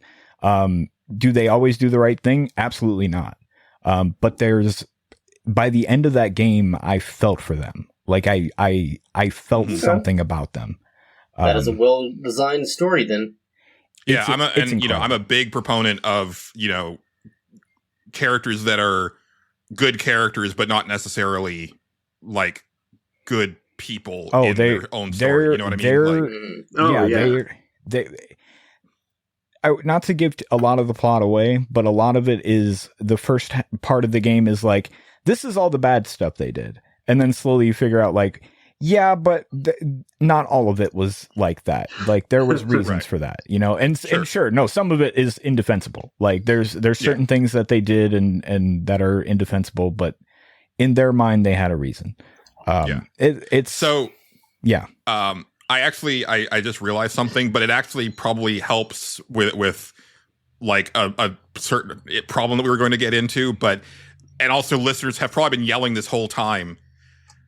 Astrobot, not a new character. Yeah. Okay, now wait. No, not a new Now character, hold really. on. Look, Had a look. VR game and a PlayStation Yeah. 5. Okay, but Say your piece, James, but Go ahead. Go nuts. yeah. But no, you at know the what? same You know time, what? Okay, so listen, we've eliminated Tosh and Iris from the list. Okay, so we're well, not at, Well, necessarily. no, we No, haven't- they're no, not we haven't. eliminated. No. No. Yeah. so, wait, Uh, neither of them. I thought we These No, are no, just we're kind of arguments just- now. Yeah, we're kind of just, like, we're in pleading our defense cases mode now. So okay. Yeah. so this Okay, is so- this is your one shot fancy or whatever the hell that song is So- by Reba McEntire. I was thinking Love that, Reba. Mom Spaghetti, and you know, Mhm. That's that one too. Yeah. yeah. But on the surface, he looks like a Yeti because he's hairy. I forgot the lyrics. That's the mic I'm using. Yeti. Yay. So Astrobot, best new character. Okay, listen, I know Astrobot as a concept was introduced with the PS4. But hear me out. Hear me out. So Astrobot has had no real property other than being like a Sony mascot. So and they have only existed in that context. Is Astrobot an actual character Well, outside of mascot? Stop. I just want you to know they had a VR game. Yeah, and that So was that not like it wasn't like a Sure. pack-in. And that was on the PlayStation 4. Yeah, that you had to buy. And then they had the pack-in game for the PlayStation What- 5 when it came out. What year did the VR game come out? I want to say Oh, that would have like been 2016. 20. Yeah, it wasn't that. It wasn't Or that. 20 It was like 2018, I think. Hold on, we can look that up. No, Okay. because it came out like right around the time the PSVR did. Yeah. I'm trying to Okay. think. That makes sense. I was living in my fancy apartment when I got the PSVR, and that was around like 2016, 2017. My Right. cutoff for VR gaming being like something that could be considered a part of like gaming community in general and not as part of like a hobbyist thing. And this goes into like a really deep-seated thing within me. So if people have arguments that they want to put in the comments right now, feel free. If somebody wants to like find my personal email and send me a 5-paragraph Can I rant. add a comment right now? Oh, yes. Astrobot appears in the following games: The Playroom, released in 2013; The Playroom Not a game. VR, released in 2016; Not a game. Astrobot Rescue Mission, 2018; Astrobot's Playroom, 2020. Not a game. For the PlayStation 5. Those They're are games. all games, James. No, they are. no, They are listen. games. No, JJ, you do not. Ooh, you do not get to hear that list and tell me that those are games, JJ, after some of the stuff you've told me is not a real game. Fair enough. Ooh, we're going to have words. We're going to have words after that. No, look, the thing I'm about to say is going to incense some people, which will hopefully spread your channel to like the masses. So I'm really worried that you love this idea of us pissing people off and thereby getting an audience where we have not at all. we're trying to very much cultivate like a chill. No, I'm just Collective. letting you know ahead of time that what I'm about to say, me, James from RetroFits, the channel that nobody knows because it no longer exists at the point in time that we're recording this show, what I'm about to say will piss off some people. Mhm. Probably a lot of people.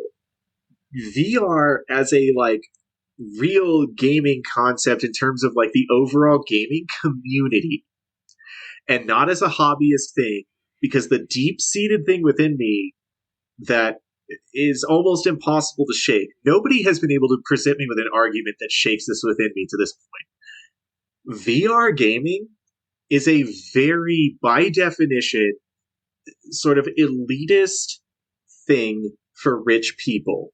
And I don't mean that to say, like, I know there's people who like work really hard, who save up because they're like, this VR thing is fun, it's very cool, and this is the kind of gaming I want to do. I in no way need to delegitimize those people or their point of view or their lived-in experiences.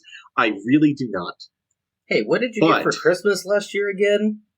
I got the absolute cheapest VR headset from Dr. Wife, who saved up to get it for me.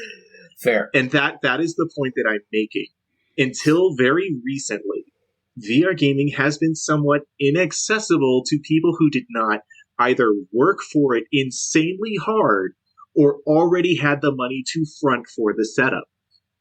That being said, there have been major advances in VR gaming as well as affordability in VR gaming setups. So for the past few years, I have considered VR gaming to be, very much in line with the tenets of traditional gaming. However, that is very recent. That's within the last few years because of the inaffordability of the original setups and the current expensive nature of all the really high-end setups today. Because you can get a workable, very functional, very fun VR setup for not too much money. But you can also spend upwards of $5,000. And maybe that's always been how gaming is. But until recently, the cheap versions of VR were not available. Yeah, my thing is that kind of where do you draw the line on that? Because gaming is in, depending on where you're at and who you are and whatnot, various parts of gaming are inaccessible depending on where you're at, right? So a lot of the games we're talking about right now are only available on, unless you're a computer player, but again, computer can also be a very expensive thing. Yeah. But they're on PS5 or Xbox Series, and those are expensive consoles, right? Mm. But also they're still games. And I don't think that invalidates the fact that they're games. Even at its most expensive, according to inflation, the most expensive Xbox console ever released was even adjusted for inflation, was about $700. VR gaming, headset and room setups have been from the beginning over $1,000, and only recently, adjusted for inflation, have dropped below that. So that's the difference for me. No, and that's fine, but it's also a different conversation than the fact that Astrobot has already been in 3 other games before the one that came out this year. Yeah. Okay, I will concede the argument that what Astrobot was featured in are games. I will concede that argument because people have already stopped listening and started screaming 10 minutes ago. So I will concede that just to bring people back into the show. I know our audience, and I can tell you that they are still They're listening, fine. and yeah. They're seething, but they're still They'll listening. be fine. Okay. My defense for my ultimate defense for Astrobot as a new character in gaming is the fact that the Astrobot centered, Astrobot as the main character of a game only now exists in 2024 as a release for the Astrobot game that was intended to be a game from the beginning. Everything else beforehand was intended to be an interactive experience, but not necessarily a game. It's like First Contact for most VR games and most VR headsets, where you are playing with a bunch of stuff in a little workshop, but it's not really a game. It's the headset introducing you to how to use the controls. It's like a tutorial, sort of, for using the headset in general. Astrobot, the game, is its first iteration as an actual fully built gaming environment. Did you play Astro's Playroom? Because that was a pretty fully featured video game. Yeah. I didn't. Again, when I say I've been broken shit this year, no, and that's fine. That includes but so many years before this. Yeah, I didn't know if you might have played it at JJ's or something like that, because I know JJ has a PS5. I have. My biggest thing against Astrobot, even if without it not being a new character, because it's not, without all that, would just be okay. Would you say that Mario right now on this list, if he was there, would you say he would beat any of the characters, story arc wise and all that stuff? Okay, in terms of a best character and not best new character? If Mario just came out. Okay, That's actually a good question. I see what you're going for here. Because essentially it's the same thing. Yes, he has some personality, but really, I mean, what's really happening? Like in the Astrobot game, you're going to level, right. you're just saving the things. That's great, but there's no real story arc happening. There's no character growth. That's and that's fine. No, and I agree. I agree with that. I actually think that Astrobot might have a a little more personality than recent. Yeah, well, that's sure. That's another thing I wanted to go into. That's great to be said, but at the same time, Julian, it's the same. But I get your line of thinking because my thing is that even because I'm the one who nominated Astrobot. Good job. Not thinking about that we intended to be best new character, and I love Astrobot. I think he is like an adorable character, I think that Sony has been missing like a mascot. I mean, because really, if we really get down to brass tacks, Nintendo's the only company that still has a mascot, right? Sure. I will do this.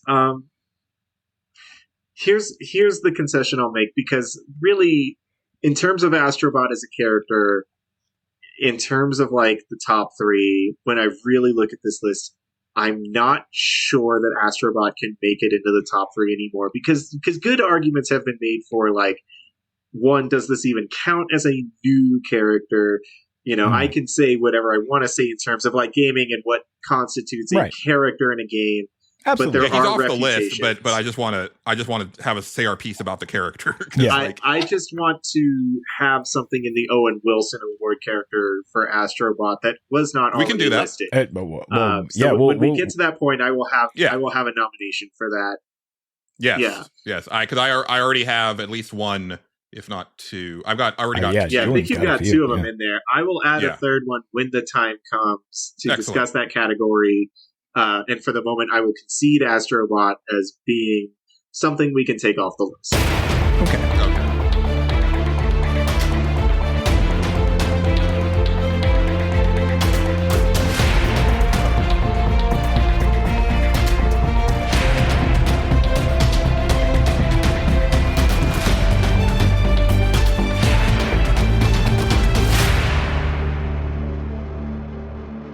Let me talk about Kathy. Okay, Kathy from Until Then. Yes. If y'all aren't familiar with Until Then, or if our listeners aren't familiar with Until Then, it is a 2D adventure, pseudo visual novel game that's set in the Philippines. Oh. And Kathy is the main character's best friend. She is a super boisterous, kind of in your face type of character. She's very much like the extrovert to the main character's introvert. Mm-hmm. Nice. She's girl crazy. And nice. So she and like the thing is, like, both her and the main character have never like dated anybody, but that's kind of the big thing between them is they're trying to like get a girlfriend. There is one guy in class that she likes, so there's a possibility that she's bi, but you kind of get the impression that she's still kind of like figuring herself out. But she's definitely more into girls than guys. Like there's multiple girls that she encounters through the course of the story, which she's just like head over heels, gaga, and she she had to have that conversation with her dad. She's like, "Dad, listen, there's something I need to tell you. I like girls." Well, really? that's no way. I was going to say, about that actually. That's the thing. Yeah. Well, before that, in a game with incredible animation and some of the best like 2D sprite art I've ever seen, like I think it rivals like Capcom at their best, like in the day. Her animations are just incredible. She has these great idle animations where she'll rock back and forth on her heels when she's feeling like kind of playful. The first time that you see her, it's after the main character has made this like possibly god-awful presentation in class. And it's like this close-up of her, and her eyes are like as big as saucers, and she looks so proud of the main character. She does like the, you know, she'll do like this like big stretch like as one of her animations, and she's just like a really fun character. Okay. So at the end of the first chapter, she gets run over by a truck. Mhm. Oh. And it's really hard. Yeah. Oh shit. And then you find out what the game actually is, which is a loop. And so that's when like the story really begins. And a lot of the rest of the game is the main character not actually remembering what happened, but knowing something's wrong and trying to figure out what's going on. And also you realize that towards the end of the first chapter that, and it's something that the main character didn't notice himself, but you as the player have noticed because you're probably a grown-ass adult and the main character is a dumb teenager, is that things are not okay at home for Kathy. Yeah. And she is abused. And the reason that she wears the big sweaters is to cover up like the cigarette burns. And, oh shit. and the cuts and the bruises and stuff like that. But she remains like just this rambunctious like cheerleader for the main character. Never lets it get to her, or never lets it show it getting to her. Yeah, because she doesn't want to bring everybody else down. That's exactly her big excuse. Yeah, and even the times when like she'll show up at his house and just wants to hang out, and it's the way that she frames it is that like she's doing that for him, but really it's for her, and he never sees it. Yeah. And you go through a lot of shit through the course of the game, and you're trying to change fate, and it's not working, and things are getting worse and worse. And then finally at the end, when you stop it from happening, and the main character hugs her, and she's fine. That was like one of the best things, like, because at the end of the first chapter, I was like, please don't let this happen, because you know, my mom was killed in a car accident, and I'm very susceptible to that type of stuff. And and that character in particular, I loved her so much, and I was like, no, please not like this, please not like this. And then when it happened, I was like, fuck. Yeah. And then for context, for these guys, I played this game first and warned Julian because I know who he is. I was like, hey man, be careful with this one. It's great, but be careful with it. Yeah, we talked about this actually. JJ actually wasn't there. This was the episode where it was just me, and JJ couldn't make it. I forget why, but yeah, no, I remember now. Yeah, this is the one we were talking about. That gets real rough, real fast. Because Kath is definitely, and it took me a second because I went and I looked her up, and then I was like, oh wait, yeah, this is Until Then. Okay, this is the one we're talking about. Fuck. Yeah. Yeah, because Kath has that same character arc that appears a little more often than it really should in real kids. Like you see it all the time, and it's always the fucking like Robin Williams kids that are like the funniest and the smartest, and they're always out there and making everybody laugh and smile, and then they get home and it's just like a fucking horror show. Like every single day of their lives is like the worst thing you could ever imagine, but you can't imagine it because all you see is like what they show you, and it's such a real thing. So yeah, I like it took me a second to sort of catch up on Until Then, but yeah, no, I remember looking this up after you talked about it, and I was like, part of me wants to do this on the show because it could be like a real thing that like we could get into, and another part of me is like, I don't know that I could really do this like on air, on air, like because essentially what we do is comedy, and not always, but for the most part, not always. Like we did a couple of like things that were more dramatizations. Those were never like our big sellers, though. And And there's a lot of You know. comedy to be had in Until Then, and a lot of it is Kathy. Like she's fantastic, and Well, um, yeah, and that's the real tragedy of the whole thing. Is and all of that to say is that like she's my favorite character of the year. Like I'm never going to forget her. Yeah, no, yeah, yeah. Yeah. yeah. If you wouldn't have put her on here, I would have. So yeah. Honestly, like I kind of made the category for her because I was like, I have to talk about Kathy. Makes sense. Yeah. All right. Okay. Yeah. Tell me about Periel. Well, we talked about Periel. What's the other one? Marissa is the other Oh, one. Marissa's one we haven't Yeah. talked about. Yes. Okay. Marissa, I wanted to have on the list for the sake of, because she's one of the three main characters. So not only does she like have relevance in the story from the perspective of the quote unquote main character Noah, but she also there's parts of the story that switch directly to her perspective because it kind of plays off the Trinity system a little bit from Suikoden 3, where it's like three different points of view, except that it maintains that there's one main character in Eiyuden Chronicle.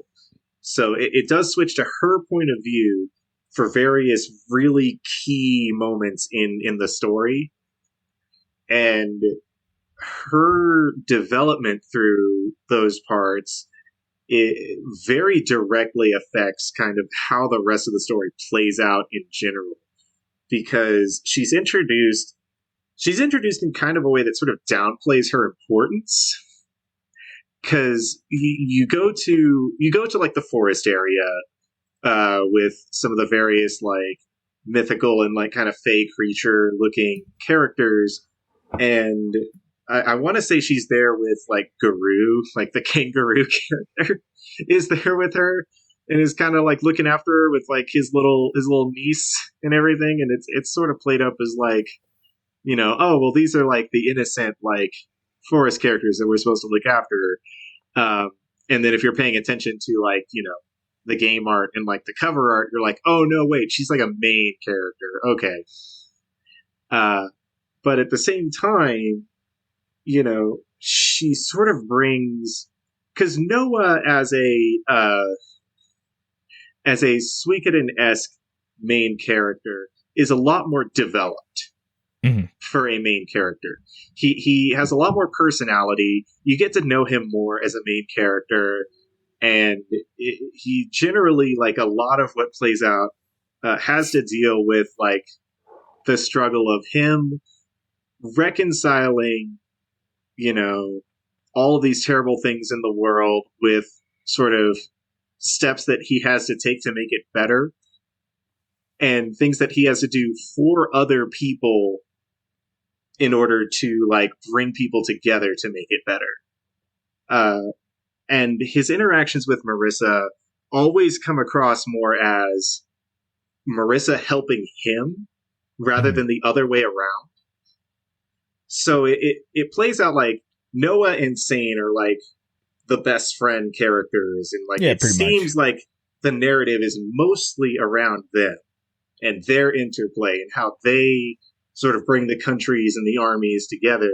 But through the whole thing, Marissa is there as like not necessarily the ray of sunshine, but more as like the reminder that we can lose today.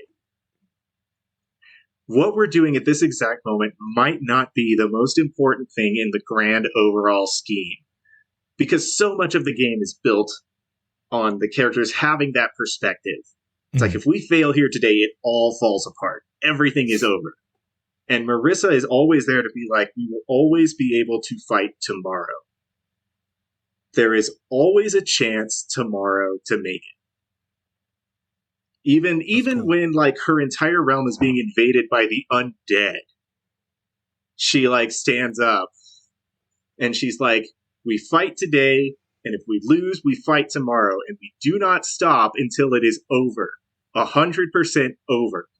We are dead, or they are re-dead. One way or the other, this ends. Like, I like that. Like, and that's that's something that she maintains even in her really dark moments for herself in the story, where she starts to despair. Is that like, I have to hold on to the idea that tomorrow is there. Yeah. Like, that's like my my favorite Captain America line in Age of Ultron, which is if you get killed, walk it off. Nice. Really? Because my favorite was always, shit, language. Did you really just say language? But no, yeah, that is a good one. Like, if you get killed, walk it off. Like, that's up there with, I swear to God, if you die, I'll kill you. Like, you know, or from Firefly, the line might have been the losing side. Still not convinced it was the wrong. You know, yeah, it's she has that, like, weirdly, for someone who's not like the main focus character, even though she's one of the three main characters, she has that Mal Reynolds energy. Nice. And it's that kind of, like, you know, she's gonna fall into, like, the dark places in her mind, the way we all do. Like, it's 2024. We have to admit that, like, nobody's okay 100% of the time. And if you are, it's because you're a psychopath. You know? And the thing that I think makes her a candidate for, like, best new character really is the inner strength that, like, pushes her through that, that she gets not just from herself, but even from, like, Noah and Sane, and just, like, the idea that these people around her are important. You know, like, she's a part of something greater than herself. And even the main characters share that perspective. Like, we can do what we can do, but in the end, this movement, this great thing that we're doing, is the big picture. And if we give up on that, even when we feel like it can't be done, you know, then we're actually failing other people, not ourselves. And she's like the driving force in that viewpoint through the whole game. Nice. So okay, I think really cool. That it's important, just as, like, as the idea of hope, that she be included in the list. Now, I have heard some strong defenses. I think that stands up to them, but we'll keep going down and discuss it. Yes, and actually, can we take a quick break? I just got my food delivered, and also I could take a pee. There's there's only one character left we have yet to discuss, and so that sounds great.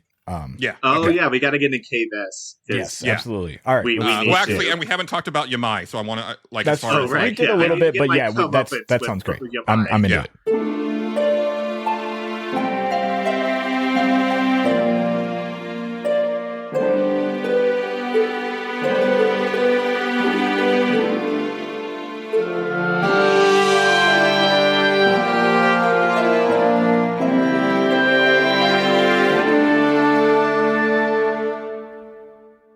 And now, a word from our sponsors.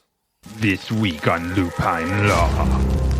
A sinister dogfighting ring hits too close to home for Lorne, and it causes friction between him and Pamela. I'm gonna nail these dog killers to the wall. I just really hate dogs. Meanwhile, Pamela adopts a cat. Isn't he adorable, Lorne? He reminds me of you. I gotta run. Lorne?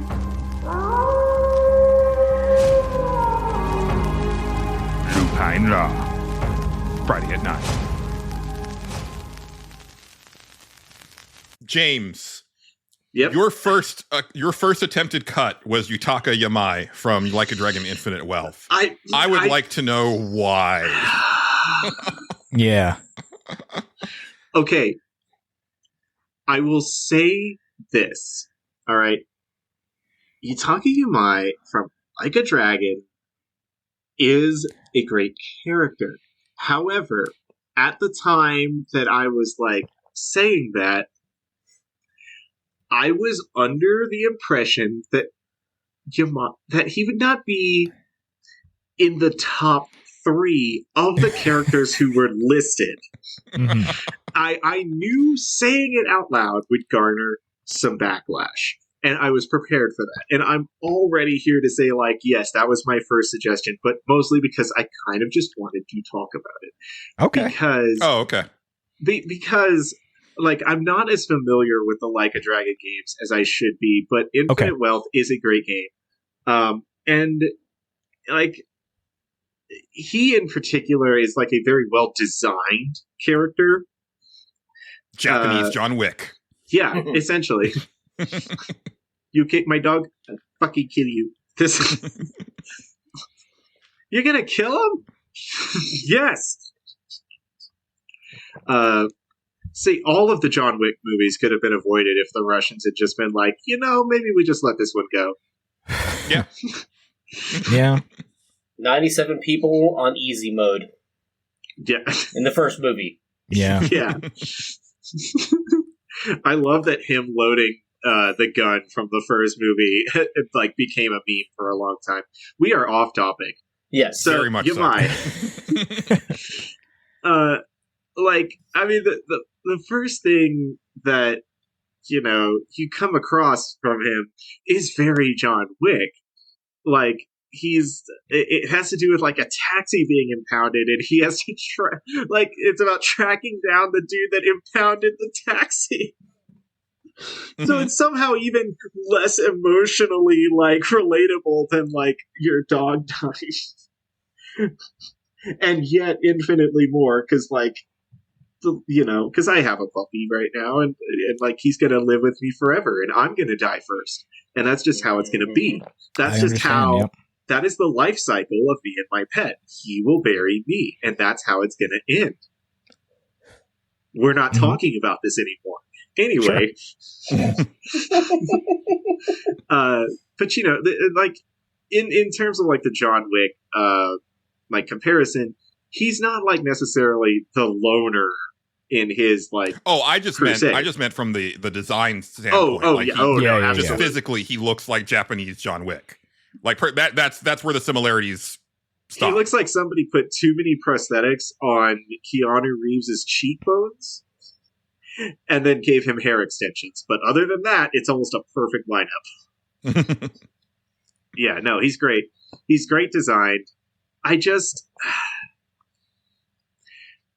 have never had a strong affinity for characters who fall into like that rags to riches to ruin kind of Yakuza and American gangster storyline where because eventually, and this happens for every single one of them, eventually people realize while they're making the story that they have to throw in a morality thing about how crime doesn't pay, even though if you're living in the real world, it absolutely does, as long as you're smart about it. And all of these guys in these games are very intelligent. Like, and also movies and like shows and stuff, they're all very intelligent, very highly educated, very smart people. And yet, we have to have a thing where it's like, oh, but the dude in the FBI, like, is just one step ahead. He gets it. And crime doesn't pay. Fuck you, it does. It just does. Like, we're all there. It's 2024. We can admit it. We know it does. And, that sort of morality play that goes into almost everything on this genre, I start to lose interest, because Jeff Bezos is essentially a dragon at this point. He's not like a dragon. He is one. There is a hoard of gold in his giant mansion, and he sleeps on it every night. And we just have to live with that. Okay, but that's like so far afield from Yutaka Yamai. I know. I'm ranting. I'm ranting in a way not that's really like very unhelpful. So I'd like to cede the floor to some of them, because I'm gonna say a bunch of shit, and people who are listening is gonna be like, "What the fuck are you talking about?" Yeah, that's where I'm at right now. Yeah. No, that's exactly it. So let me plead my case for Yamai, and Justin can pop in, because I'm right there with you. We recorded it ages ago, but I'm pretty fresh off of editing it and putting it together, because we had done our Infinite Wealth spoiler cast for Patreon. And in the course of doing that, I had put in a bunch of clips from the game to kind of like, put the exclamation mark on like certain parts that we were talking about. Mhm. And it reinforced how much I love this character. Yeah. And I think what's important is that when you first meet him, you're just like, all right, you look really cool, but I've seen a million of you. Yeah, in he's these just going to games. be a throwaway bad guy. Or he's going to keep showing up. It's going to be annoying, and then ultimately we're going to beat him, and he's going to disappear forever and whatever. Yeah, he'll either die or just like not be a character anymore. Right. And it's like, okay, yeah, I know your deal. Yeah. But then every time he would show up subsequently, it would be like, this guy's kind of cool. Yeah. Like, I don't know. There's something about this dude. Doesn't he have like really... 5 different times that you have to fight him, and he's like a severe boss in every single one? Yep. Like that's there's something to be said for that. He gets the big like Yakuza style like battle intro for every one of the boss fights, which is like, a big deal. Nice. Yeah. And then you start to realize that he's not actually out to get you because of the reason the other people in the game are trying to get you. And then you realize he's actually just trying to like kind of claw a little bit more of, power in the Hawaii organized crime setup. And then you realize that he's actually got like a really strong like code of honor, like old school Yakuza code, and has like a deep respect for Kiryu and is kind of disgusted at how Kiryu is not taking care of himself and just kind of like letting himself wither and waste away instead of going out, in a blaze of glory. And then he starts to help you. And then you get his backstory, which is like tragic and baller as hell. It's kind of dope. He was dating the boss's wife. So like the boss's wife was kind of leading him on, so to speak. Yeah. And, he was madly in love with her. She was just toying with him. She's just fucking with him and basically gets him to kill her husband for him. And then basically throws him under the bus. And so he basically is destroyed from it. And then, flees to Hawaii. Yeah. And, the fact that like, the whole time, like every time that you meet him, he's got this big overcoat on, and his whole thing is like it's too cold. Like even though I'm in Hawaii, it's too cold. And the reason is that once he was betrayed, his blood ran cold after that, which is just like a great dope, like a dragon type of line. And so what I had said in the spoiler cast was that Majima is the Joker to Kiryu's Batman. Like they're two sides of the same coin. And by the end of Infinite Wealth, I realized that they had set up Yamai to be the other side of the coin to Ichiban, but reversed. Where Ichiban is like the happy-go-lucky, really boisterous, extroverted character. And Yamai is like the very reserved, super serious guy who kind of looks at Ichiban and is like, the fuck is this guy on about? Like, Yeah. I don't understand like how you can be this glib. But then at the same time, like grudgingly respects him by the end. And there's this mutual respect. And it's like, if he doesn't show up in the next game, I'm going to be very disappointed because they've set him up so perfectly to be like, you're going to fight him like 3 more times in the next game, and then he's going to join the party, and I'm going to explode. He cares so much that he basically turned himself into the Japanese police just to get you a ride back to Japan on a boat. Like that's his arc. Okay. Yamai is great. Okay. And I think for me, a big part of it too was the English voice actor that they got for Yamai. He just fucking nailed it. Yeah, he was really good. Okay.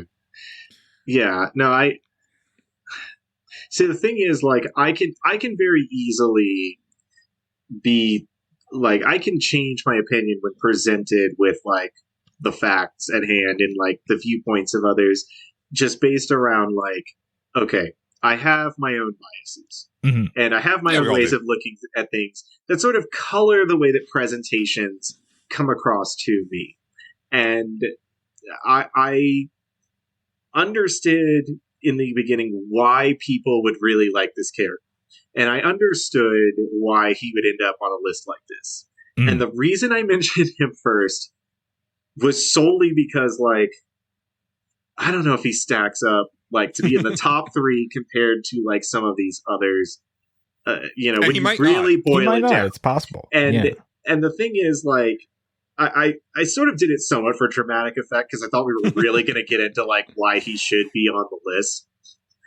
And I kind of, like, now that, and the thing is, like, one of the characters I was going to put in the top 3 was Astrobot for the sake of, I love, like, the cute, adorable things in the world, and the Astrobot game in 2024 really accentuated how Sony, if they really, really put their minds to it, could do something incredible with their mascots and their properties in a way that resonates with a very wide audience. Mhm. Like, if, and nobody wants them to take, like, the full Nintendo route, because we already have Nintendo. Mhm. It's fine. We have that. We need something new. And they kind of nailed it on their, like, their whole take on how they would do casual, like, fun platformer puzzle gaming. And, you know, maybe when I stood up to defend him, it was kind of all based on the idea that, if nothing else, he should be represented. And should be acknowledged.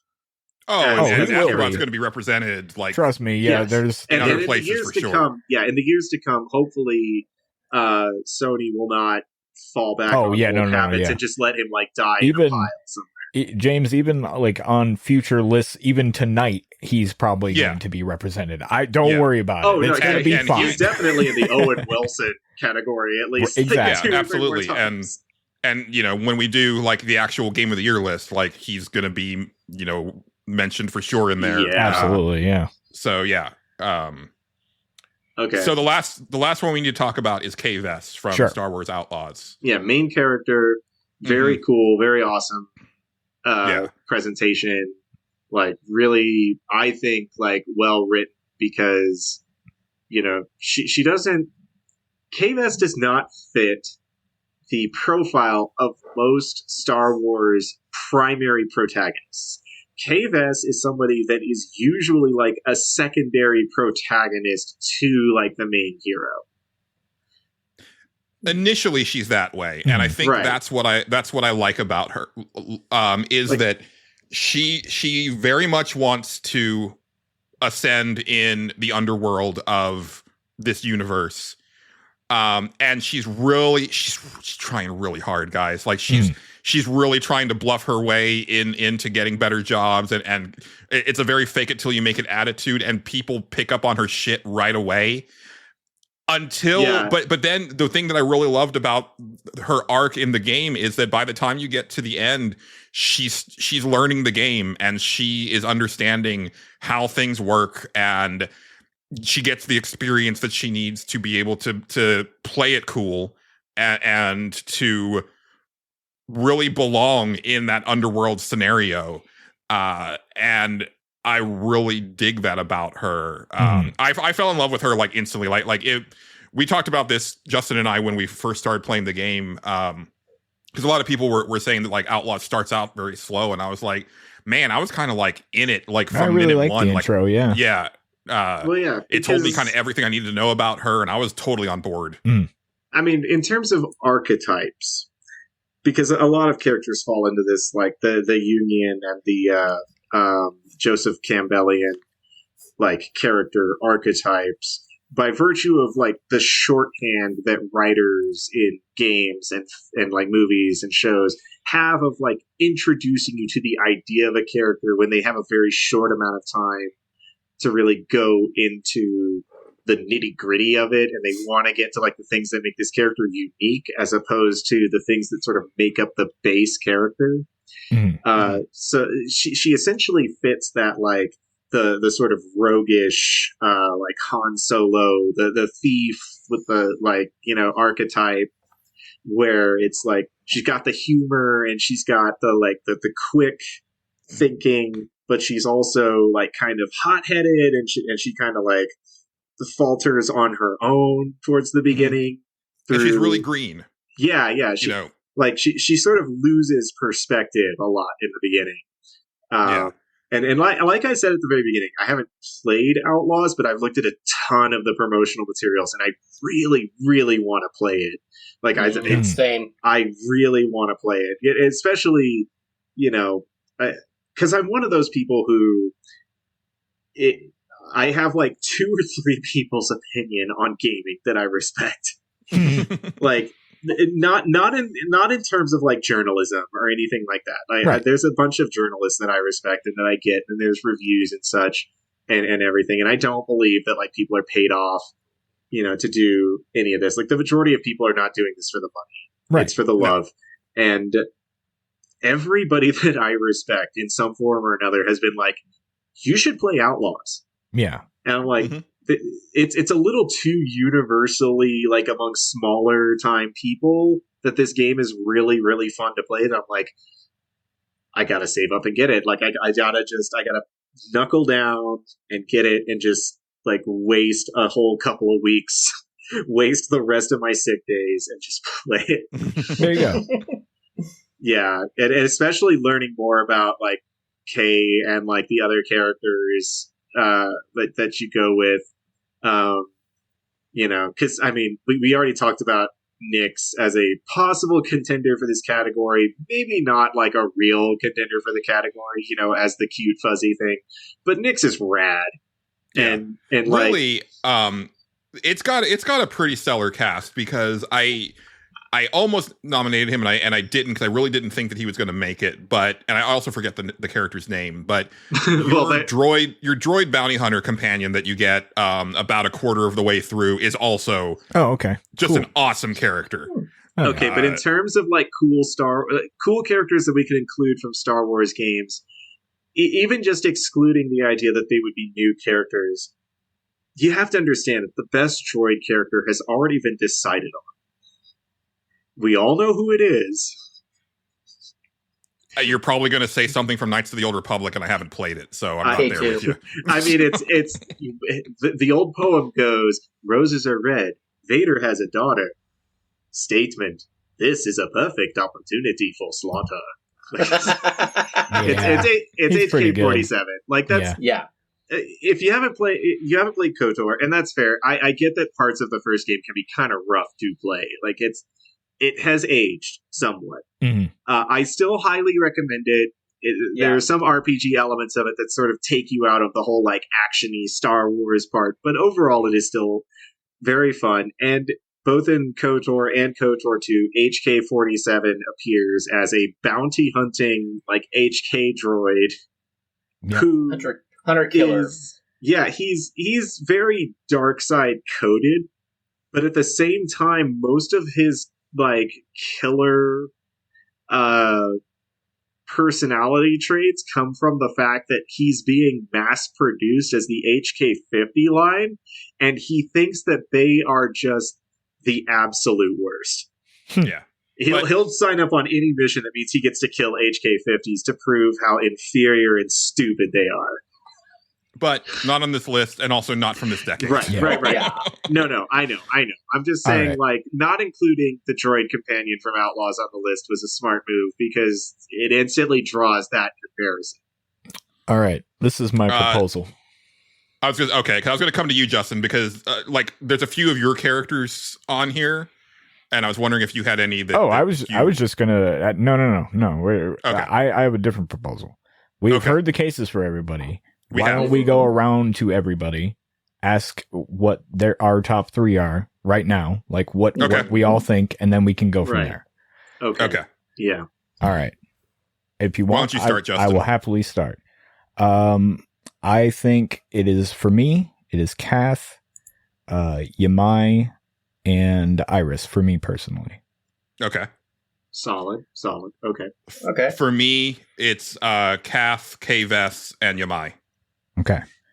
God, all right. See, now I'm gonna. I'll go next. No. Just tell us what your top 3 are. Yeah. We're filling the room out. That's this is not cementing anything. This is kind of getting. This is not like this isn't the final thing or anything like that. This is the feeler. For me, I'm gonna do my list on Kalis or K-Vest? K-Vest. K-Vest. Not K-List Okay. is from Star Trek. Yes. No, K-Vest.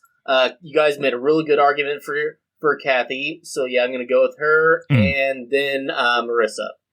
Okay. Nice. Yeah. So my list for top 3. God. Okay. No, real conviction. Yeah, you're getting too Yeah. hung up on what other people are going to possibly say. It's not what. No. What is your Just go for personal right now? Where Yeah. you personally Right now, stand? okay. Yeah. It's Kath, Marissa, and Tosh. Okay. Interesting. Okay. Who Okay. is a sort of dark horse that grew on me over time. Yeah, I really like what I heard about them. Okay. I gotta I've convinced some people on Tosh. Interesting. All right. Yeah. Yeah. No, you did. You made a very, very strong argument for Tosh in a way that sort of turned me around on Okay. Interesting. Now they sound like a very interesting character. Yeah, I like them. And one thing that I will notice is that all 4 of us mentioned Kath in our top 3. That's a lock. We can Yeah, say she's a lock. with certainty that's a lock. Yeah. Okay. I'm going to put you a guys star made by a great her. argument for her. Yeah. Yeah. So no one said Periel. Yes. Sadly, I feel like we yes. can cut Periel. Okay. Yes, we can cut Yeah. Periel. Nobody mentioned. Oh no! Wait, yeah, Justin did. Justin mentioned Iris, but nobody else did. Yes. The same one person mentioned Yamai. I think it was Julian, but nobody else did. So where do we stand on that? No, Justin meant. I'd mentioned did you Yamai, mention- Oh no, Yeah. that's right. Yeah, Justin mentioned. Mine so we was got 2 Kath, for Yamai, so Yamai, Yamai should Iris. stay. Yeah, Yeah. that's true. Okay. So, and then we had 3 for Kves. Well, Iris only had 1, so Yep. and Tosh only had 1. Yep. So, do we want to say like that those 2 should? Not necessarily. It's not necessarily. I mean, Kath is obviously like she's pretty That's well a lock. locked in. That's a lock. But yeah. and it's not necessarily like who got the most votes or anything like that. Well, But right. I would like to pose the question to Justin, Mhm. since both Iris and Tosh are your nominations and are kind of Personally, occupying a little bit of the same space. personally, right I now. think Iris is a much more interesting character. But that's just me. Really okay. And that Tosh is great. I love Tosh, and if we all want to, if I've convinced you that all that hard on Tosh, that's fine. I can accept that. But I think Iris is a much more interesting character. Basically just because of the shit she goes through. I enjoy the idea of her being there because nothing in that game happens without their existence. And it's almost like nominating every character in the game and in some way. Like her parents are like, I could have nominated her dad. Her dad's amazing. Like he runs a noodle shop and invents his own noodle recipes for her to eat. Her mom is a nurse who does not smile and is basically, from what I've always understood, the really harsh Asian parent. And is really hard on her. To the point where that after she leaves, they're kind of holding it down in a COVID-19 style lockdown situation, which eventually leads to the dad, who is the upbeat, fun-loving one, slowly kind of thinking that he's holding the mom back, and he kills himself. And when she goes back to visit her mom has basically completely lost her mind, and you get to see all that. But again, none of that really happens without her. None of that as an happens without existing her. character. Yeah. The entire. I've mentioned this to Julian, where the second chapter is the one where I was like, okay, I'm in. This is amazing. And the entire second chapter is you in Iris's bedroom, and you are packing up her things to leave, while your mom bangs on the door trying to basically tell you that you're an idiot for doing this. And that you don't know what you're doing. You're too young. This is insane. You're not leaving. All this other stuff. While you're just like, oh, gonna need this. And then it slowly goes into flashback mode of you eating noodles with your dad, and Iris microwaving a hamster because she just did it, because she's, again, not always a great person. Maniac Mansion really did inform a lot of our childhoods, didn't it? Yeah. Yes, absolutely. She's not always a great person, and that's what I find fascinating. And her slow slide into what she becomes as this almost like goddess figure. She basically is a goddess to these people. She's the reason they exist. But they're kind of, having to accept she basically does doctrine through fucking childhood drawings, basically. And they have their own lingo, Hecky Almos, which is the All Mother and all this stuff, and it's wild. Oh man, it's such a good game. She's like I said, she's not the best person ever. Like, she's just not, but she's there's so many layers to what they show you, and it's great. Okay. So yeah, that, and you're basically living all of her memories through your main character that you're playing, and like I said, the first half of the game presents it as like, oh, this is all the bad shit she did, and this is why she's got to go, and then after certain events happen, then it shows you the other side of like, no, there was some other stuff going on too that wasn't super great, of all these people being like, basically like she's a teenager, so a child basically, and they're treating her like, an experiment pretty much. The only chance they have to survive, and she brokers a deal with an alien race basically that is kind of doesn't know that it's killing them, because all they see when they get to Earth is war, so they think that's how humans communicate. Which is fair. Yeah, which is fair. I mean, they're not wrong.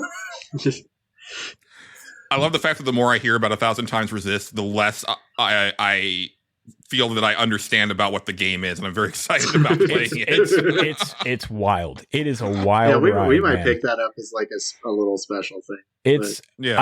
I'll say this about the game itself, and this will come up in the next episode of this particular thing, but as a game, it's kind of awkward and tough to play because it's a visual novel, but not really. I like to use the term for like until then as just interactive narrative game. Like you're walking around, you're doing stuff, but you're talking to like people. Like a Life is Strange style. Exactly. Gameplay. Okay. But the thing they did is it feels like they went to make an action game, and then they went, why do we need action in here? Let's just have them walk around and talk to people. And it's really strange in that aspect, but fascinating at the same time.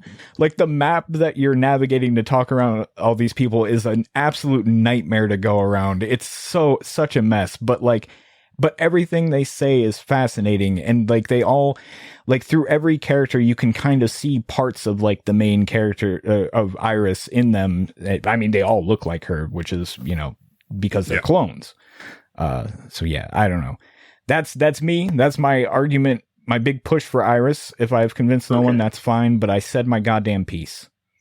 No, and you know what? That is actually getting a little more in depth with Iris was a good thing, because it's something to consider that, like, again, I haven't played 1,000 Times Resist, so the only real context I have for the character in comparison to a lot of the others is what I hear from you. So that does elevate her a bit. She is basically she basically is a governor who basically, and then she's, well, not to spoil anything, she's kind of bringing people to where she is. She keeps them all separate in this other spot and then brings them to her for, we'll say, reasons. Yes, well, for reasons. Yeah. Yeah. I don't want the world to see me because I don't think that they'd understand. Fucking Goo Goo Dolls reference, Julian. I thought you were that almost earned the Shasta McNasty alarm for the way that it made me feel just now. Yeah. See. So I don't know how this is going to go down, but I feel comfortable letting K-Vest go. That was going to be my big push back on everything was K-Vest. Not saying she's not great or anything. No, all these characters. All these characters are great. They wouldn't have made it this far. But if we're gonna come to a true list of like 3 consisting of 1 winner and 2 runner-ups, I see what you mean. Yeah. Like she might like if we were doing a top 5, she would absolutely be there. She'd be for there, sure out of this list. I get it. But like the hero's journey, the sort of Joseph Campbellian hero's journey, is not necessarily like a novel approach to bring a character to. And like most protagonists in Star Wars games and films and shows, K-Vest does kind of follow that same structure of how the character evolves and eventually ends up. That's just Star Wars in general, honestly. Yeah. That's why Star Wars is familiar and comfortable and easy to access. I agree. So, and I think if I had my druthers in Outlaws, I wish that you had a little bit more, that you could sculpt the character a little bit more, a la like a Mass Effect game, because I would really like, because obviously like the rebellion gets involved and you end up falling in with them because it's Star Wars, and I'm like, man, I really kind of wish that I could tell the rebels to go fuck themselves because I just want to do crimes. Right. Be gay, do crimes, no gods, no masters. But I'm good with letting her go. I think I've said my piece about her, and like everybody's cool with that. Yeah, I'll take her off the list on my end, and we'll just have. Well, we're down to 5. Okay, we're down to 5, and we've been doing this for almost 3 hours just on this one category. We got really into this category. All right, I will adjust my list as well. I'll go. Let's go, Kath. You made a good argument. I'll go Iris and then Marissa. Okay. Kath, Iris, and Marissa for your 3. Yeah.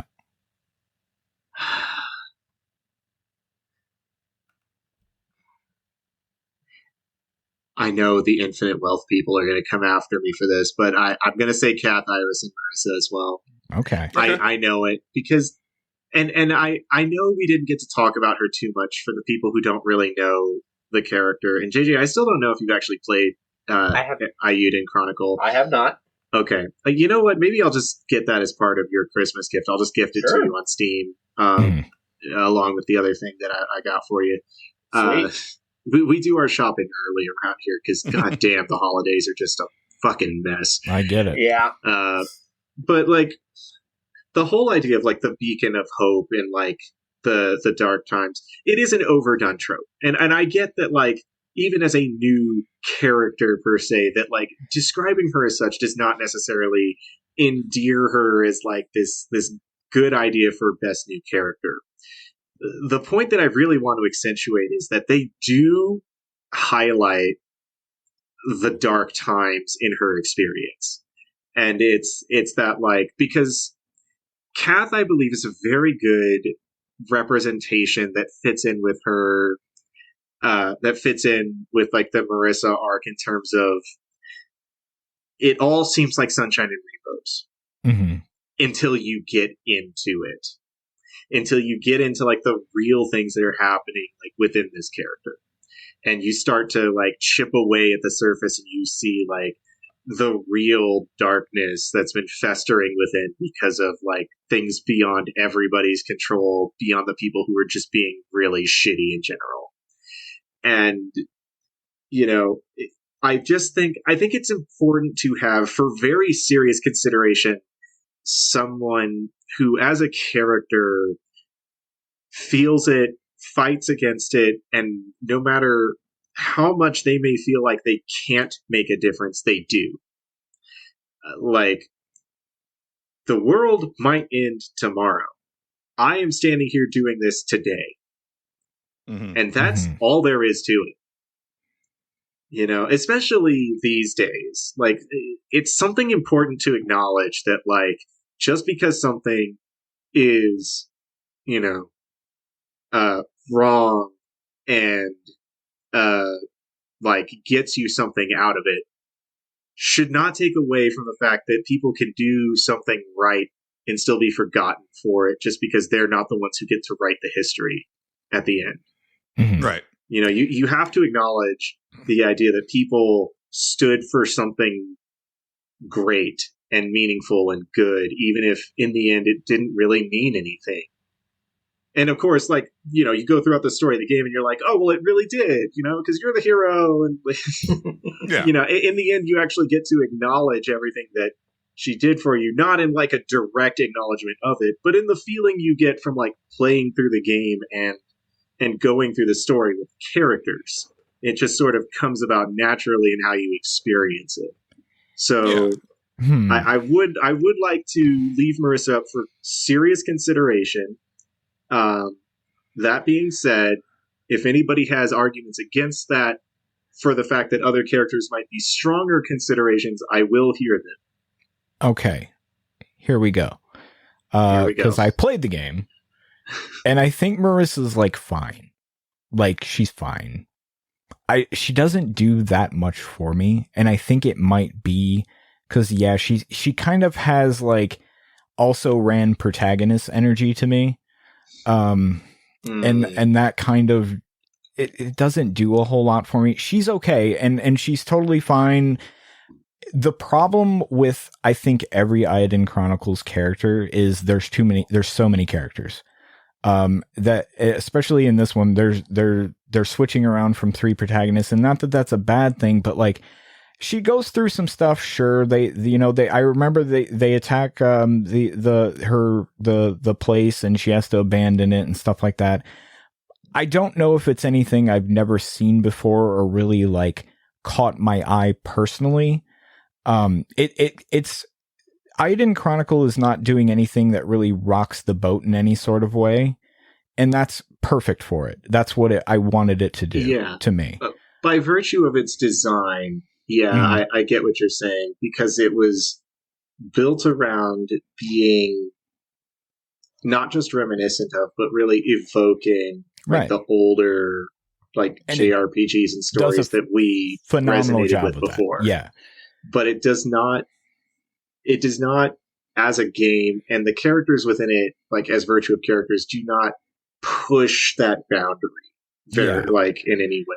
Yeah, it's not doing anything I haven't seen before, and there was a lot of times within that game with a lot of the characters where I really wanted them to kind of go a different way. Like I loved the rivalry between the other two, right? But I almost wanted them to go further with it, like, and be like, nope, this is my job and this is what I'm doing, and really like do some horrible shit before they kind of, turn a different way or something. Yeah, Sane being an Imperial officer had the potential for him to get it really into some nasty shit before he saw the light.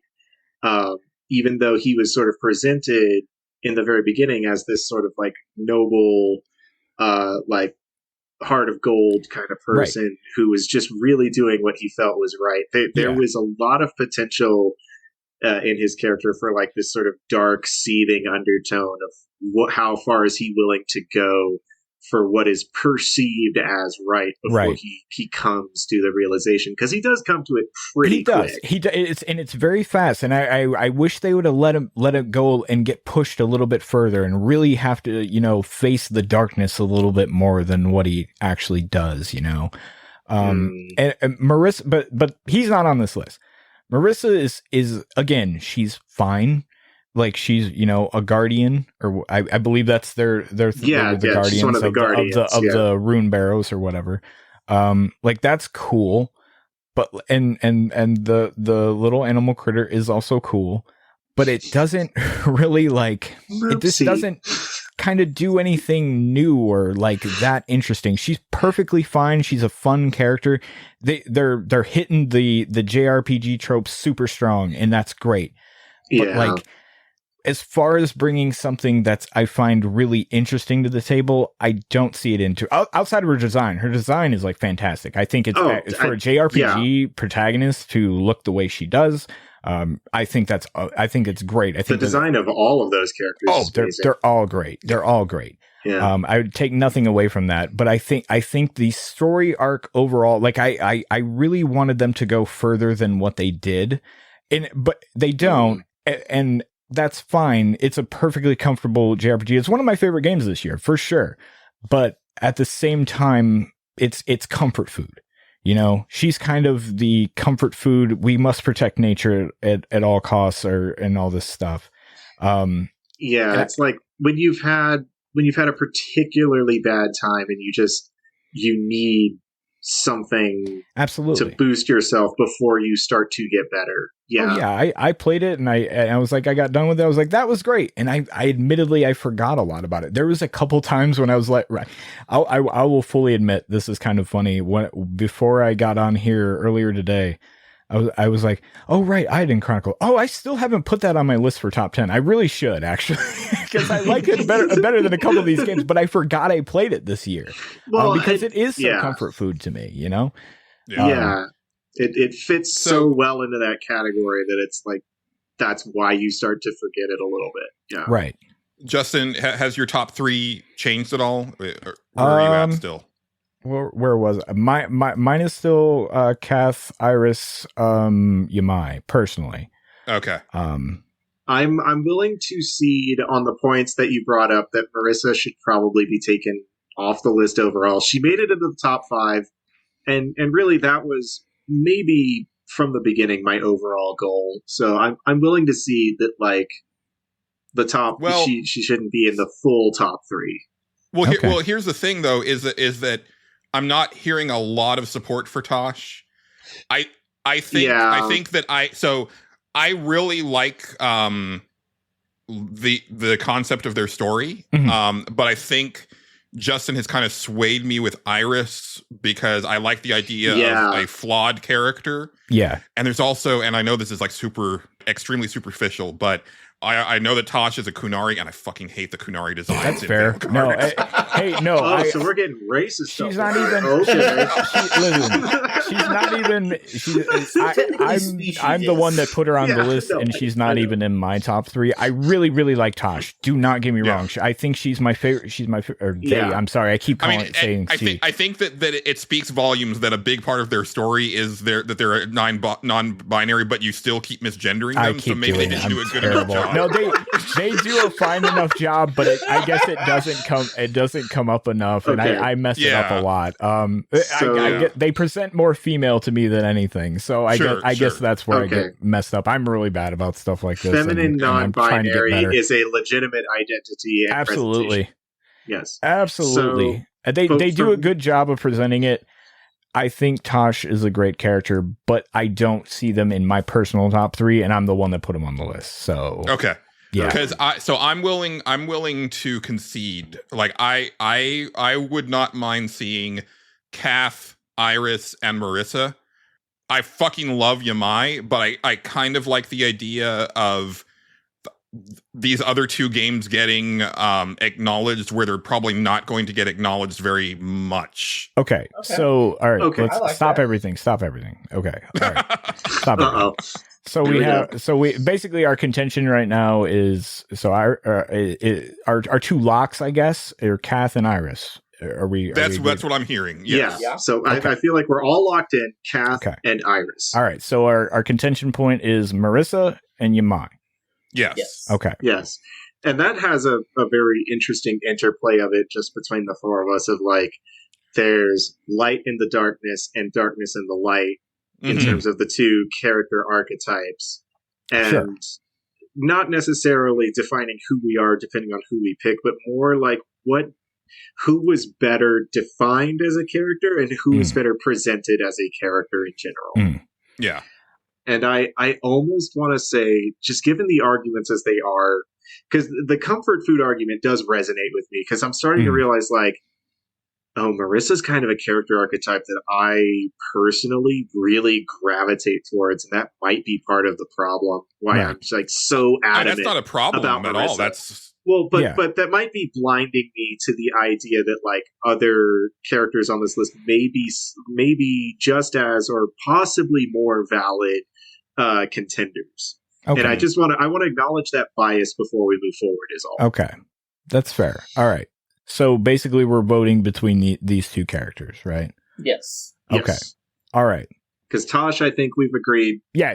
Tosh yeah. is great, but they're great. Can be taken off. There was a top 5, they'd be there. But Yes, that's what it sounds But like. we're in the top 4, and they are not. yes. All right. All right. JJ. I'm going to vote Marissa. Okay. Marissa 1 vote. Okay. James, where are you at? For who should be taken off next? Yeah. Yamai or Marissa? I'm voting for Marissa. Yeah, so I know. Yeah, I'm sorry. You want Yeah, Marissa. I knew what you meant. Yeah, you were good. Yeah. Between Yamai and Marissa, Mhm. I'm gonna go Marissa. I Okay. just think Okay. it's important, not just in the context of the year or the times we live in, but just in the human experience in general, to highlight Marissa. Okay. Because I think she was written and expresses herself as a character on the same playing field of well writtenness as Yamai, but Absolutely. in an fair. aspect that we kind of need more of. I can agree. You know what? I can agree with that. You brought me around just right like that. Julian has already conceded. I'm guessing that for Marissa. Yeah, I think that James made a really good argument for Sure. Marissa. Again, I think Yamai is a super complex character that I like that too. There will always be a place for evil John Wick Yakuza character in the hearts of the people. There just always will be. who might not really be that. He's all not that evil. evil. He's not evil. the Right, thing. but that's the thing. yeah. Like the antagonist to protagonist pipeline is a real thing. Yeah, for Yeah. sure. Okay. I'm fine with that. That's fine. Yeah, and again, I do think that part of it is it makes it a very interesting, very unique list. For sure. Right? Yeah. All right. So, who's at having the top? said that, Kath is at the I'm gonna top, right? fucking flip this desk over if Kath isn't number Kath's 1. at the top. Yeah, right? if Yeah, we I say think we all already agreed on that. I was gonna say that was given that was Kath the first character lock. we all agreed Yeah, should that was be the- on the list to stay in the first place. If Julian wouldn't have put her on the list, I would have been very disappointed. So Yes.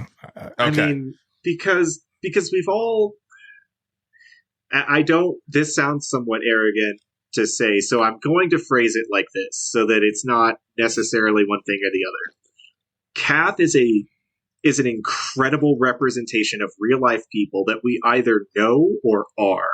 Mhm. Mhm. All of us, and that personality is very difficult to write for someone who has not lived it in some respect. So the fact that they were able to bring her to life and really just bring the character into the game the way that they did shows not just a love of the character, but a real respect for the hardship and Mhm. the lived experience of the person who essentially lives the majority of their very important life experiences in total and complete darkness, and still insists on being the happy-go-lucky, bring happiness to others because otherwise none of this is worth it Mm. kind of person. What is the point if people aren't happy? Even though I myself am the most unhappy person I've ever known. Yeah. Yeah, so right. no, 100%. Yeah. From what we have, Kath, best new character, For sure. should take that award. Yeah, Yes, I agree. So yes, closing out the first segment or the first category of this Game of the Year week, best new character, we have Kath from Until Then, with runners up Iris from 1,000 Times Resist and Marissa from Ayuden Chronicles. Okay. yeah, my girl made it. She's a runner-up.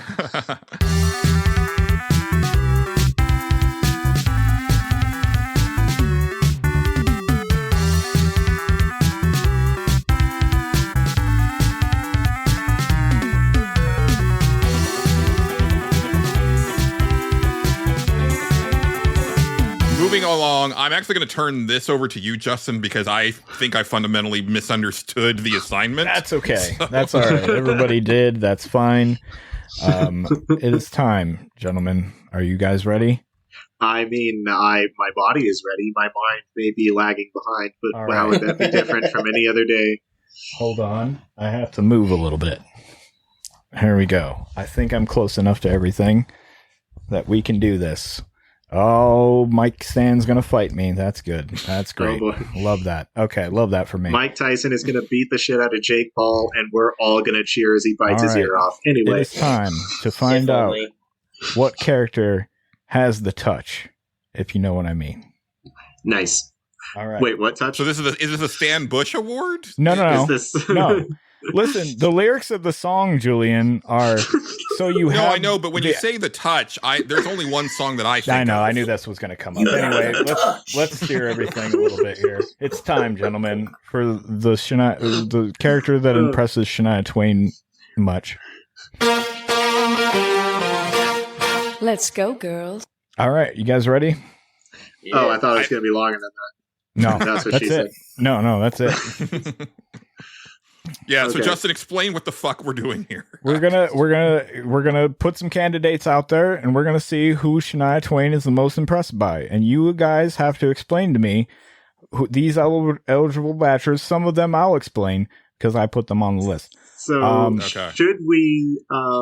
should we from the list, because Julian kind of did the opposite, remove Julian's current picks and then put leave on them up. his. Leave them up. They're great. You know what? We're doing this. Leave them up. Go full They're throttle. fantastic. I love it. Okay. So, Justin, do you want to read off the nominees and then we'll get additional ones from James and JJ? Yes. Yes, We have absolutely. Harold from Harold Halibut. We have Ichiban Casca from Infinite Wealth. We have Kate Sith or Kai Shi. I don't know how to pronounce his name. From Final Fantasy It's VII Kate Rebirth. Sith. Everybody Kate- pronounces Kate I Sith. know. Yeah. And know. they say Kate Sith in the game. So. Do they? Great. Yes, Good. they do. Thank God. We have Vincent from Final Fantasy Rebirth. A lot of Rebirth characters, and that's good. I'm glad to see it. We have Sid from Final Fantasy Rebirth.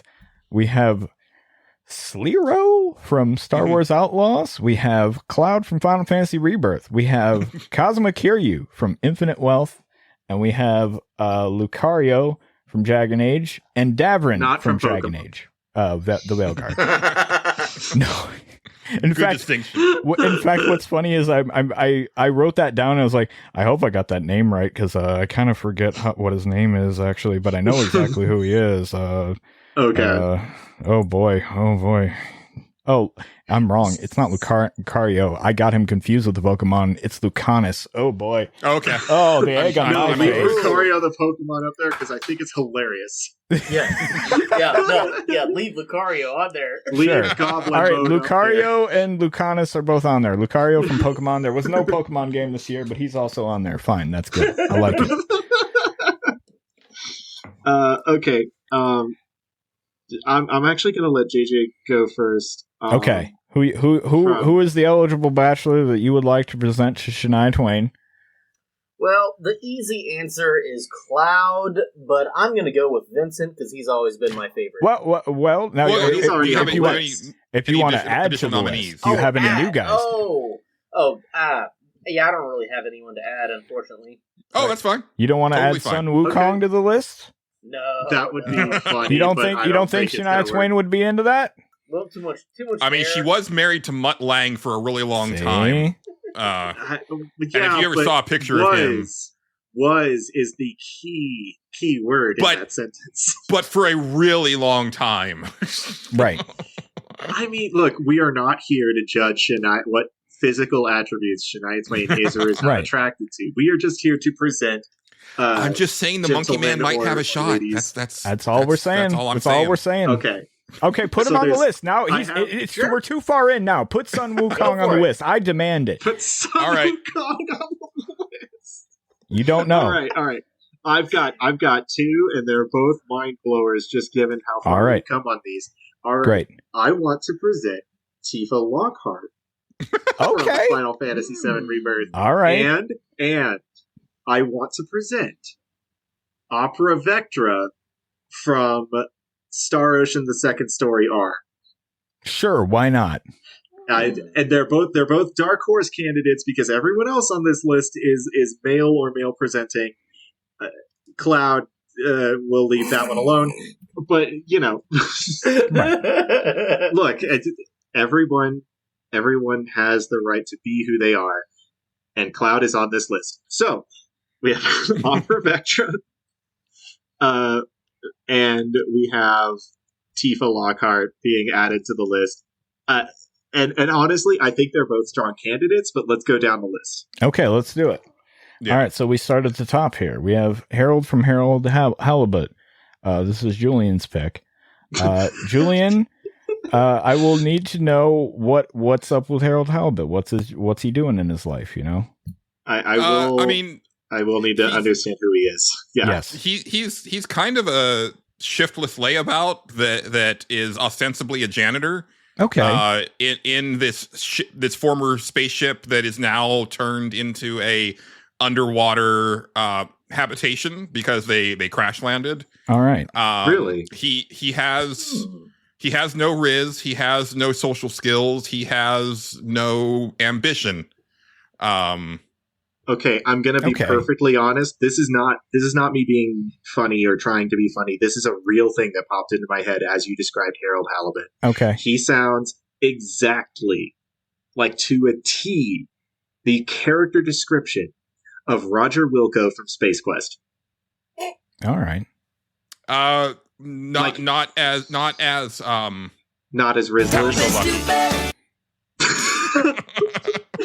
That was Shania. I can't stop what she does, guys. I'm sorry. Anyway, let's pose it up to there. Harold Halibut.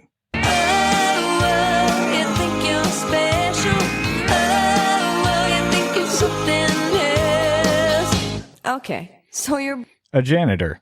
That don't impress me much. I don't know. I don't know. He's a janitor. Does he have the touch, Julian? He has he has the cleaning skills, but does he have the touch? I mean, he's got the Mr. Clean touch, but I don't know that that's going to do it for Shania, knowing her personal journey as much as I do. As much as I do, I should say.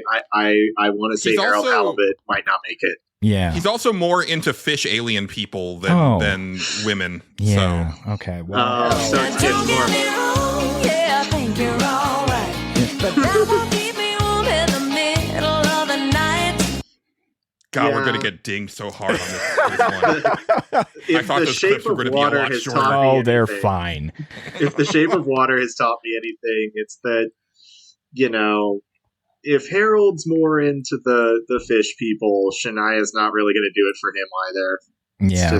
It feels doomed from the start from both sides. Yeah. So I think that's a confident removal. Yep. Yeah. Okay. Yeah. You must be joking, right? No. Shania, I'm really not. Trust me on this one, Shania. You do not want that. Don't be impossible. God damn it, Justin. What? That's not me. That's Shania. No, I need a second to breathe. Keep going. Do it.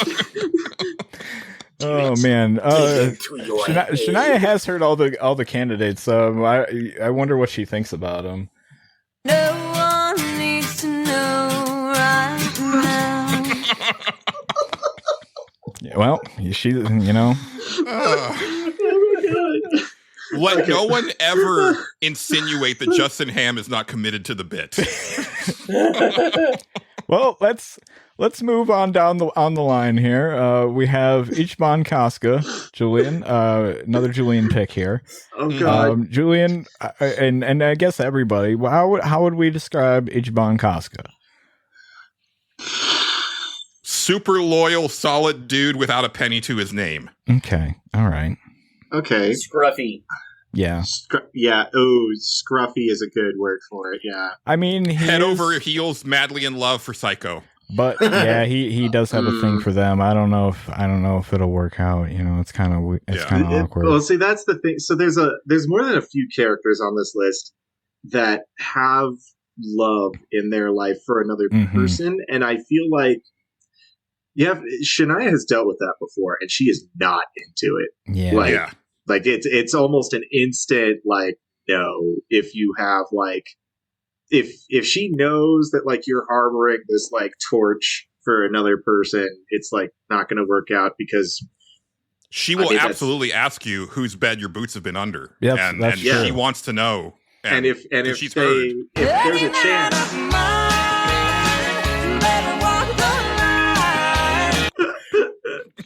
I mean, you heard it here first, guys. I'm just saying. God damn it. At first, I heard it on the radio. I'm only hearing it here now. Just saying. I don't know what you mean. I don't know what you mean at all. Look, well, if you're still interested in putting your boots under someone else's bed while you're like trying to hit on Shania, yeah, that's gonna be an instant no. I feel like Ichiban would probably just not want to do that. He'd be friends with Shania, but that's yeah. Yeah, I he'll see ride that. or die for Shania, but he's that's where it ends. Yeah. But it's not the committed like lifetime love between me and this other person thing. Yeah, right, Yeah. right. Well, Ichiban Kasuga, Okay, so you're the hero of Yokohama. that don't impress me much. I gotta say this is one of my favorite bits. You're welcome. This is one of my favorite bits. Love it. Okay, Well, so Now we have Kate Sith. How would we? I crossed off Ichiban. I'm right. Like anytime that she says, I don't think she'd be. Yeah, I feel like they would reflect off of each other. Yes. I think that's how that would go. Now, we have to specify, is it going to be Kate Sith, or is it going to be Reeve? Kate who Sith drives Kate Sith? Well, yeah, because Kate Sith in later illustrations has proven that he, the cat, is an independent character from Reeve. It's true. Reeve drives the toy, and Kate Sith is in fact actually a real talking cat character. And now we have gotten into an area of like cat human love that I am not super comfortable with. Well, however, we're discussing the character traits, not necessarily the physical attributes. I will say that like there is a part in Rebirth that makes it pretty explicit that Reeve is controlling the cat, because there's a part where they try to talk to Kate Sith while Reeve is in a meeting and Kate Sith is unresponsive. Yeah. Okay. Yeah, because I think it was Dirge of Cerberus where they tried to draw a distinction between Kate Sith and Reeve that may have been retconned afterwards. Yeah. I mean, it was an AI that handled most of it, and then Reeve controlled a good portion of it. Okay, so would Shania and also Twain... the Rebirth universe is not necessarily the Dirge of Cerberus universe, because because we have it's about the reunion of all of the multiverses. So the cat, the Mog, and the cat are what is nominated, right? Yes. So what we are proposing here, just let me make sure I've got this straight. This is a legitimate thing that I am asking. Okay. It is not necessarily a joke. Are we suggesting that the proposal at this moment is to have Shania Twain catfished by a cat? I mean, is that where we are at right now? You must be joking, right? No, I am not. Well. I feel like that is exactly where we are. Shania. Look, man, love comes in a lot of shapes and sizes. That's like you never know. I've seen many very attractive cat people in my life. I mean, it's hard to say. He is cuddly. Yeah, this is true. He's very soft. As soon as the Tesla robots are commercially available, somebody's going to put a dick on one of them. You know this. Right. Yeah, well, I mean... I don't know. Kate Sith might have a chance just for being a cat and not being like, interested in that kind of touch, but a different kind of touch, fair. So, let's not write them off yet. The cuddle factor. There you go. The idea that we should actually leave Kate Sith on the list. I regret this so hard, and yet I'm having trouble arguing against it. Don't be impossible. I'm trying not to, Shania, so hard right now. It's really hard. It's really hard. I'm really trying to take this seriously and have fun with it. But so it sounds like Kate is hanging on for now. Does Kate have the quintessential spiked cat dick? It's Did I need something? God damn it! Like no, like this, like the barbed. Hey. I did not want to bring this Can up. you hear me? Yeah. Yeah. Can you hear me? Yes. I can't hear Can you hear us? Oh, Uh-oh. no. Good. No. You know what? If anything, I'm not sure I wanted Justin to hear happened? that while we were recording. Hold on. You thought you had seen the last of the Phantom, but the Phantom remains. The Phantom is the true best new character of 2024. Hey, get out of here. Oh. Shoo. Been on the case for weeks now. But no matter what I try to do, it feels like the Phantom is always one step ahead. Just scurrying up there in the rafters. Hidden in the shadows, like some sort of creeping existential dread. One of these days, I'll find him. I'll catch him. You hear me, Phantom? Your days are numbered. Because my name is Richard Harden, private detective, and no one escapes Richard Harden. I pulled the collar up on my coat. I got back to work. I let the skinny one and the fat one continue on their stupid little show. But I had work to do. Curse you, Phantom! You goddamn asshole! You hired that whole guy, and he's still not doing it. Well, we'll have to talk. We'll have to talk to him later. Well, So no, about that cat dick. Oh, there was. Yeah. So, Oh. Yeah, Oh, okay. oh, Jesus Christ, JJ. No, you know what? Fine. I'll say what I said. And it's fine. Justin, are we keeping Kate Sith on the list, even though it is very, clear to everybody who's listening that cats have barbed penises, and that is very uncomfortable for Shania or anyone. I don't think this is a sexual thing, JJ. Well, I don't. I thought this was like a loving, like It full-time can be, but romance thing. it doesn't have to be sexual. Also, you're adding so- to and it. also, he's not a real cat. Yeah, He's not. He's a robot Bro. cat. he's a stuffed cat. Bro, He's a you stuffed know what cat I riding a meant. Moogle. So if we're gonna God, go and with see, and now I sound like the fucking gross, weird one here in this, but I'm just saying, we were talking Don't about be this. stupid. Thank you. You're welcome. Shania, for It's bringing me okay. down to earth. I'm sorry. Yeah, I was having she'll an do that. episode. okay, if we're just gonna go from the cuddle factor, since cat and Moogle plushie, Mhm. yeah, I would say Okay, yes. I'm not willing I feel to like roll. he's in the running. I feel like he's in the running too, and that Let's- yeah. surprises me. Let's- But you know what? I feel like he could be in the running. see Yeah. see James, Okay. you've been watching too much Dr. Tran. I haven't been watching any Dr. Tran, and I will thank you to leave my YouTube history out of your mouth. That is my own business, and no one else's. And that's all I'm fair. going to say about that. Toy cack. Nope. We are moving on. Who's next on the list? Next on the list is Vincent from Final Fantasy VII Rebirth. What do we think of Vincent? Would he impress Shania Twain much? I mean, he does have the whole New Orleans vampire Dark and moody, mysterious broody thing. Yeah, dark, mysterious. It's okay.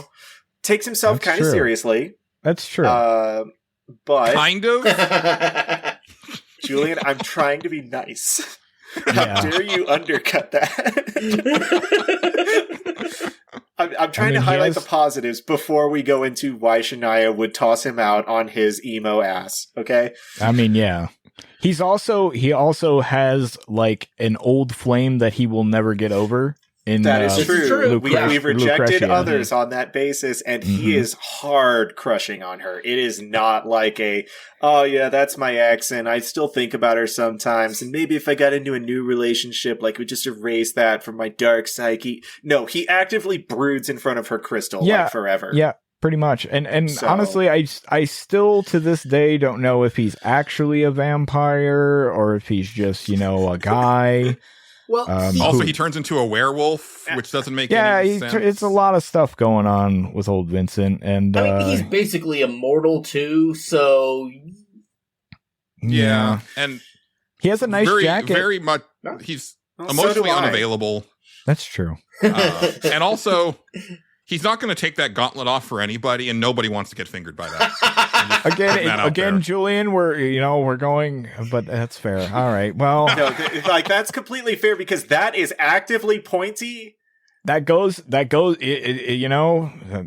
go with the touch. It's one of aspect his things. extremities, which means that it can't actively be ignored because it's on there permanently as part of him. Like, and it's he had his arm outward. removed. It's not like Yeah. Oh, I didn't even know that. Okay, yeah. So Yeah. No, that's an actual prosthetic. Well. yeah. Okay. Well, we know that prosthetic aspect doesn't bother Shania, but does the fact that it's sharp, pointy, and literally everything else we said. I would say the emotional distance that he has would be a bigger factor as well. Is he going to be there for Shania? Is he going to be there for her? I don't know. I don't think so. He's definitely not there for the party. He just like randomly just shows up to lean against a wall occasionally, and that's all he does. Yeah, he's like in me in middle school. Right. Yeah, pretty much. Well, Vincent from Final Fantasy VII Rebirth. Okay, so you're... A Shinra vampire guy? That don't impress me much. The question mark being very appropriate. For Yeah, I really don't know. I would say just like a gunman former spook because he was a Turk. Oh, he was a Turk. That's true, I forgot. yeah. How could I he's forget a gun this? dude. He's a Gundam. He's a Gundam. Yes. Now that would have been impressive. All right. Yeah. We'd have had some stuff about that. The maybe. RX-78 Gundam. Do you impress Shania Twain? Yes. Possibly. Up next, we have Sid from Final Fantasy VII Rebirth.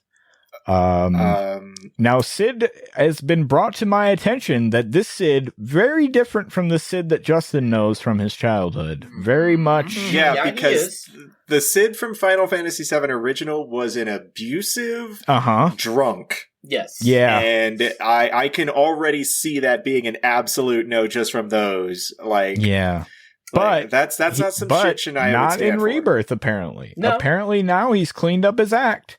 Okay. And now he's just a pilot. Yeah, he is. Yeah, he no ambition to go to space anymore. Well, Yeah. not yet. But I mean, we okay, haven't but actually that's gotten to sort of. Rocket Town yet.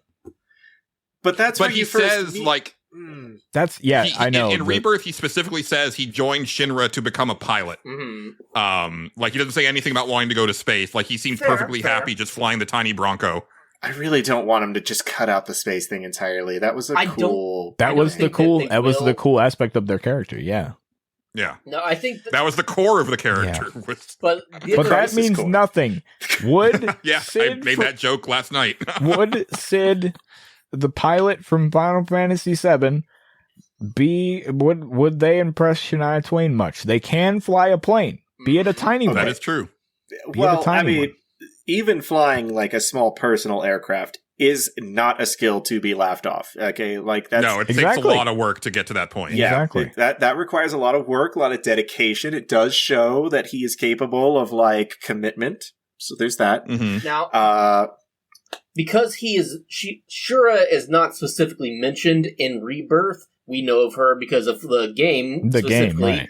But yeah, his love interest is not specifically mentioned. So if we're just going straight off of Rebirth knowledge, he is, I would say he is in the running. He's scruffy in a kind of like not patchy kind of way. Yeah. Like he has that Nomura design to him, but Nomura wasn't trying to design like the lead singer of My Chemical Romance. He was trying to design like an actual person. So I will submit that his looks are not necessarily a turnoff in this particular case. Now he's got that 5 o'clock shadow where you could strike a match off of his beard. I can see him staying for now, but I would just like to put out there that he is a pilot, and pilots are known to have a different girl in every place that they land in. That is a stereotype about pilots that is not necessarily unfair. Mm-hmm. Yeah, that is true. It's a stereotype for a reason. Now, but off of don't freak out until you know the facts. Nice. And the fact is, he hasn't mentioned Shira because he's trying to get with Shania. It's possible. And it's possible, yeah. I mean, honestly, That would, oh my God, that would be my favorite twist of all time. If Shania Twain showed up and was like, and I'm dating Shania Twain. Sid is just there with him. I'd be like, this is a great game. This is my childhood. And she again. has all the songstress abilities from like Final Fantasy X too. Absolutely. As part of the party. You're like, yes, I'm down for this weird alternate universe. Part of my favorite thing about making all these clips was watching all the old music videos, because that was hilarious to see. I was like, what can I take from any of this? And I was just like, these videos are hilarious. But Shania Twain, very attractive woman. Got it. Oh, so yeah. Not under- Yeah, I'd be finished after the back-to-back of Any Man of Mine and Whose Bed Have Your Boots Been Under. Well, and I wouldn't be like, I'd have to rest out before I watched the rest of them. I don't know. She had bangs in the video for That Don't Impress Me Much, and that was cool. That was all right. That's Nice. yeah. That is definitely it's not a thing. All right, so Sid's still in the running. We're not rolling Okay. him out. Okay, wow. Kate Sith and Sid, two that I would have thought, just from what I understood about the characters, would be Well, instant write-offs, are we the also- only two that survived. Now, James, we need to remember that in the video for That Don't Impress Me Much, she does get rid of all the Brad Pitt types. She is not into that Now, type of stuff. that is true. That is We need true. to take but that we into also account. we also haven't gotten rid of any Brad Pitt types yet. That's very true. That's very true. Up next is a character I'm gonna need some You're gonna have to backstory look on up because I have no Sliro. idea. Sliro from Star Wars Outlaws. Yeah, he's the main villain. Okay, so I can read leader- this out because I have it pulled up. So Sliro Barsha, also known as Sliro Rubak, was a human male who served as a director in the Galactic Empire's Imperial Security. Oh, he was the leader of the ISB. Okay. Spoilers! Holy shit! Oh, That's whoops! like- That's like spoiler alert. big reveal for the character. We did warn you. No. I'm just saying. I can't believe that the description is like that's the first sentence. That is the first That's sentence. funny. During Wow. the Galactic Civil War, he served as the crime lord of the criminal syndicate Zurich Besh, which served as an ISB covert intelligence division. Shit, more spoilers. Yeah. Okay. Yeah. This is God Well, damn it. Okay. I just wanted to look at him, and he looks like a man who should be in Game of Thrones instead of Star Wars. Yeah, kind of. Yeah, like he has the does whole have fur that Sean thing Bean. going. Yeah. Yeah. Which You know, it does seem physically like she would look at him and be like, maybe I should talk to this guy and figure him out. But that's true. in the process of talking to him, it would be revealed that he is a literal Nazi. And where does that go? Because that was the whole point of the Galactic Empire and the ISB in general being like their SS allegory. Like, is this guy whose whole point is he is the head of the SS? Yeah. Is that going to be something that Shania is impressed with, or is that going to be something that she punches in the face? You know, Shania is strictly anti-Nazi. I'm pretty sure. You know, Yeah, I don't want to put words in her mouth, but actually- I think that's safe to say. That Just might going be by on the back of appearance- several of her albums. Yeah. I mean, just going by an appearance alone, take off the cape, and he looks like either a banker or a CEO. Yeah. Both of which are not very impressive in general because they strike one as being selfish and not rooted in a grounded, human character idea. So just for clarity, is he a crime boss or just in with the Empire? Yeah. He is Both. he is in with the Empire pretending to be a crime boss as part Okay. of an imperial covert operation. Right. For the most of the game, you think that he is the head of one of the up-and-coming crime syndicates, and then you find out that crime syndicate is a front for the Empire. Okay. That's like the big thing for that character. Right. Yeah. Okay. Okay. So So I'm kind of surprised that the main description for him just outs that in one sentence. I'm like, oh, okay. Nice. I mean, That, All that's, right. I know that's how those So- wikis work nowadays. yeah. Yeah. don't So- wiki if you don't want spoilers. Yeah. So probably not going to be impressed very much. Well, That's my guess. Yeah. yeah, I'm gonna have to agree with you guys. Well, Sliro from Star Wars Outlaws. Oh, you think you're special. Oh, you think you're something else. Okay, So you're Or Star Wars crime boss slash Imperial guy. I don't really know. that don't impress me much. That was the perfect way to have that. Nice. Yeah. What's fun? Okay. What's fun is I could have made, and this is my own dumbassery here. I could have made that first part one big long audio clip, but I separated it, so I can do this. Watch, this is fun. Okay. So you're That's it. That's all that clip is. I have to press that consecutively. See, and I'll probably in editing, I'll probably just cut it down to that part, just to like. No, but it's I'll fun. probably play it Same time. once. There you go. Okay. Let the whole thing play out. It's fine. All right, we'll cut it down then, Julian. It's not as fun this way. It's I fine. know. So I know it's not, because we all get that moment to relax with the song, but it's It is probably kinda- more practical. It probably is more practical. You're right. You're right. That's fine. All right, since Julian demands it, I mean, what are you gonna do? All right. what's- I'm just saying, I'm the one who gets to see like what happens like after we post something. Yeah. I mean, I have a feeling this one's going to get oh, it'll we're be gonna get slapped. fine. It'll be fine. Anyway, we're on to Cloud from Final Fantasy Rebirth. Main character, big blonde boy, Right? Yeah. big. He's big got old the sword. big glowing blue eyes, like he's not a conventionally masculine character, which from the description of the music video might actually put him a little bit ahead, because he is very pretty. Mhm. Without like going into the hyper masculine stuff that she has shown that she's not very into. That's he is true. strong. He is very strong because Sure. he can one hand wield that Buster Sword Very true. when necessary. So That is even true. though he's not like built like going to the gym every day, he does have the strength. Yeah, that's very true. He has. Well, I have to push back on Cloud. Yeah. In the song, that don't impress me much. She does make some references to spending a lot of time gelling hair, and how that does not impress me. That okay. Fair. But does Cloud do that to his hair? Because it has been revealed on several occasions that he just wakes up like that. Yeah, it's his spiky Okay. hair He is takes natural. almost no time preening himself. And he However, doesn't. I have never seen him comb it either. It's just naturally like that. So Yeah. But I do have another point to push back on him for as Okay. a somewhat negative, even though we've just like shown how that one is maybe not as heavy. Mhm. His entire personality is based on what he's cobbled together from like what little he remembers about himself and everything that he remembers from his best friend. yeah, So- he's also involved in a love triangle Yeah. Yeah, between two other square women.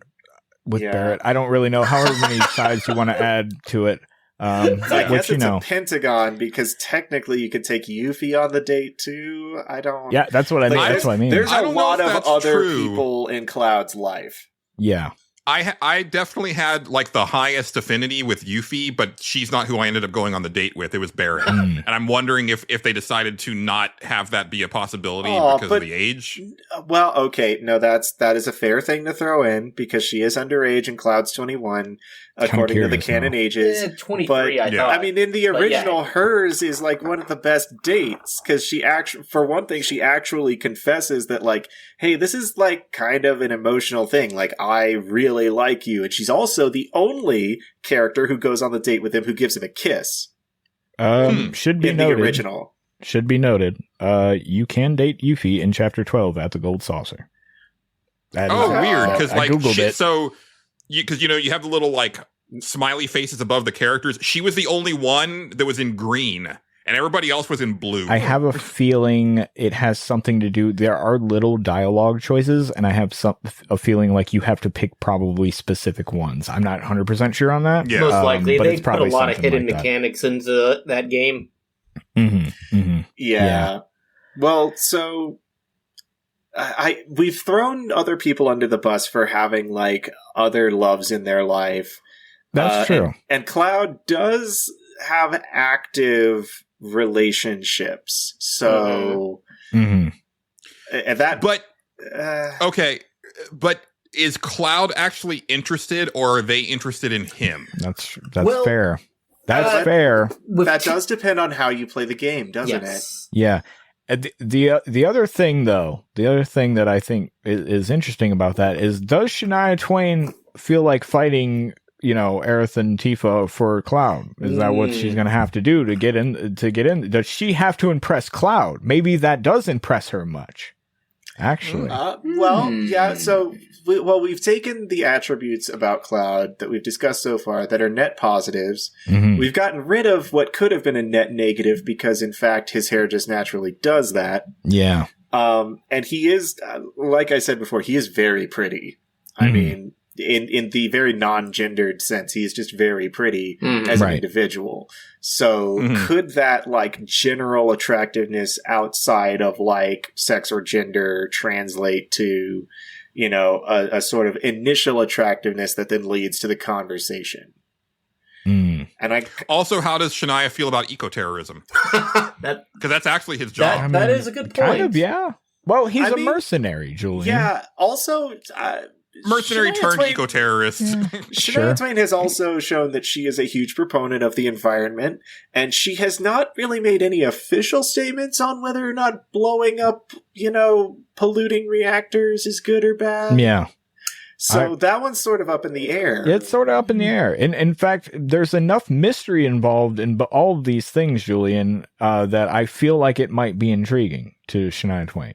Okay. So this is it's just going to be 3 Rebirth characters at the end of the day. It is not. We have the whole thing on there, Julian. Let's not, let's keep going though. I could see it being a fling, but probably not something serious.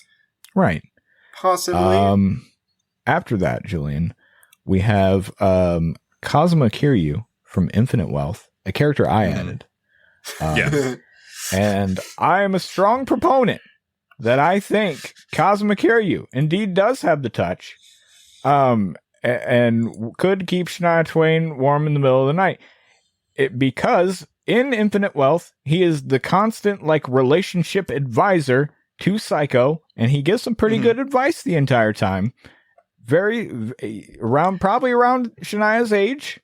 So he has that going. He has sound thinking. He's around the right age.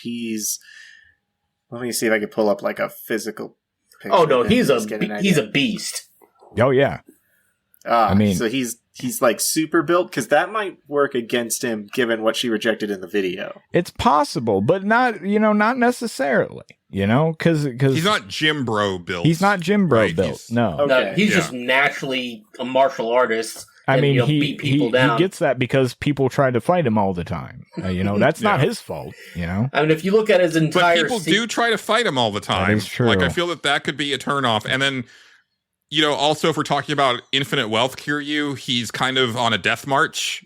That's true. Yeah, okay, Infinite Wealth. I mean, he does have cancer. So I mean, if you looked at his entire arc with the Yakuza games, he's a good father. He's actually just a really good man. And Shania Twain historically stuck by Lance Armstrong when he was battling testicular cancer. She was 100% loyal to that man and was there for him in that really dark time without any ill will. So there you go. I want to say that the Death March thing might not necessarily work against him. Mm-hmm. I didn't know that she dated Lance Armstrong, and honestly, that makes me think less of her. Okay, what Lance you know Armstrong about Lance Armstrong now should not affect, because this was a long time ago. This was before people knew what a piece of shit he was. Yeah. But she would know. She was with him. Well, she also left him too. Yeah, she did leave him. Yeah. Because, actually, he left her. Which was sort of the beginning of her figuring out, I need to, date people who are actually better. Yeah, probably. All right. Well, I'm not ready to write Kazuma Kiryu off yet. Okay. That's fair. I mean, so far, it's been all net positives. A lot of net positives for Kiryu. We have Lucario from Pokemon next. No, dude, it was a funny joke. Let's move on. Is on the list. I believe there was no Pokemon game. Okay, it has to be this year. All right, I'm sorry, James. Unfortunately, Julian, I mean, Lucario could have been a contender with being the. They could have been a contender. Next Pokemon He'll go on the list. I promise you right now. I am not the furry trainer. I just have all the furry Pokemon. I mean, shit. All right, it's actually Lucanus from Dragon Age, a character I don't think any of you are familiar with. No, I can look him up real quick here. Is this the Necromancer? No, that is Okay. I've already forgot his name already. No, Lucario. Lucanus. This is the, oh god, I do this all the lot. Lucanus de la Morte. He is an Antivan crow. He's very European. He drinks coffee a lot. He's very European.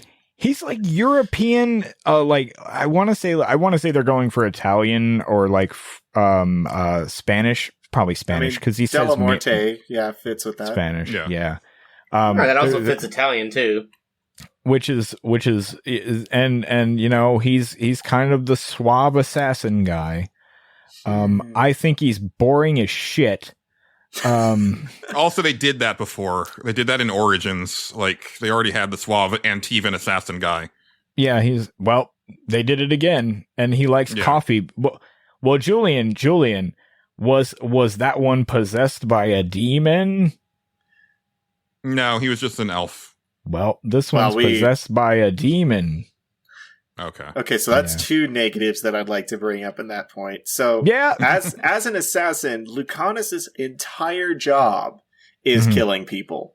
So that's like the main function of his profession. So I'd like to enter that as like maybe something that just would not play out well. Yeah, I don't think it's going to go great. He's very, he's very suave, he's not like he's not like by a demon. He's possessed by a demon though. Yeah. Yeah. And he says that's why he drinks coffee, so he stays awake, and he really likes coffee. Yeah, you don't want to fuck with the demons in Dragon Age. That's like the whole thing. Yeah, in the Dragon Age lore is don't fuck with the demons. Well, Julian, he didn't mean to. Okay, he was in prison, and they made it happen. I don't know how that. I don't. Well, but I'm saying for Shania, are going over right? a lot of things that Shania would consider to be red flags. Lucanus is all right. Lucanus from we've hit like the third red flag in a row, and I'm like, yeah. Okay, so you're an Antivan crow. That don't impress me much. All right, great. Up next on the list, we have Davrin from Dragon Age. He's a Grey Warden. He's an elf. He has a griffin. I kind of think so he's got his griffin, own car. That's good. Yeah. I kind of think that the griffin, whose name is Hassan. Yeah, Hassan the Griffin. He is he's real cute. And Davrin is learning, the ways of the Griffin and how to raise them right. And so he's trying to be a Griffin dad. But he's also a Grey Warden and hears whispers of the Blight. So I'm not really sure how that would play out. That might be a little much. Aren't the elves like really racist in Dragon Age as well? No, not him anyway. Most of the elves in Dragon Age are the ones having the racism perpetrated on them.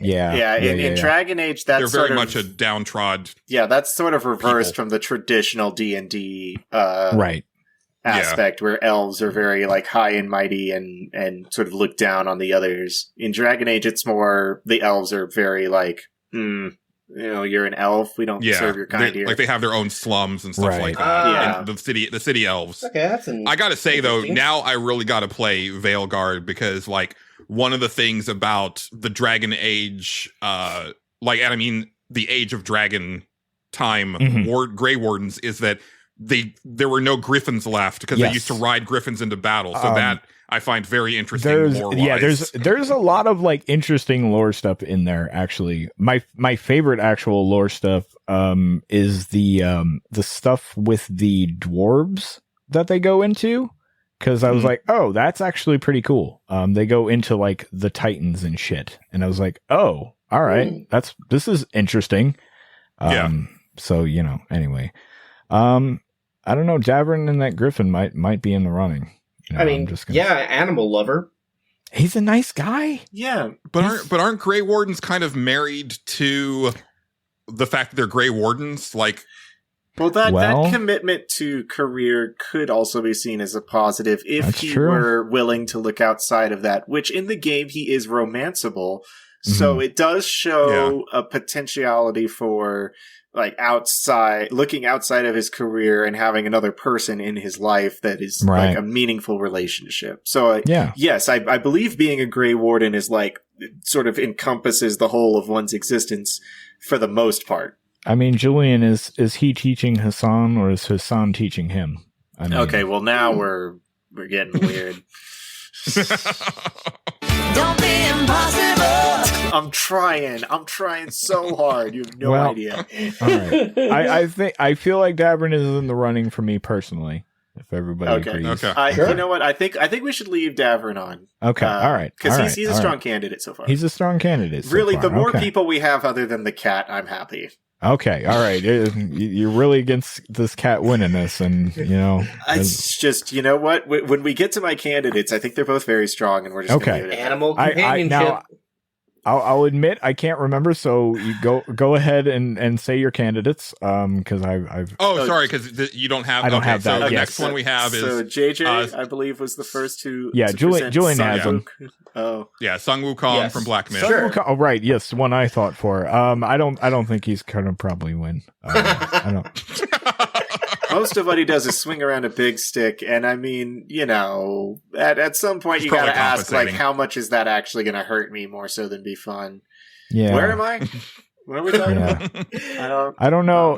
He's a furry boy. He's furry. Yeah. He's got a tail. I mean, we have discussed how tails and excessive body hair are not necessarily turn-offs, but not at the necessarily same time, a bad thing. He's also kind of on a journey less about self-actualization and more about destruction in this context. Yeah, in this game specifically, it's more, smash the monster in front of me.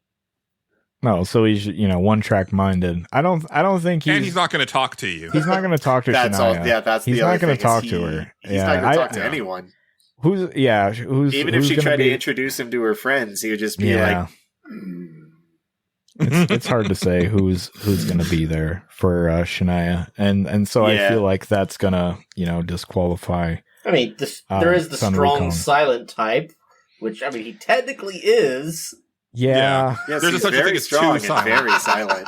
Yeah, very strong, very silent. It might be too much in both directions. Would Shania Twain date Batman if Batman also never spoke? No. I'm going to confidently say no on that. That's fair. All right. Well, Sun Wukong, I'm sorry. Okay. So you're a monkey guy? That don't impress me much. Monkey King, technically, but yeah. I mean, if we were going off of the myth of Sun Wukong, then he probably would have a much stronger running. Probably. Yeah. Like the funny, because he has personality in the story more so than the game. Yes. Yeah. And is, like 5 times immortal. Once, twice, 3 times a lady. What's up next? Next Julian? is Tifa from Rebirth. Okay, interesting. Okay, like I know we're getting into some rocky territory here because Tifa has strong feelings for Cloud. However, I would like to present her as a very strong candidate for Shania on several personality traits.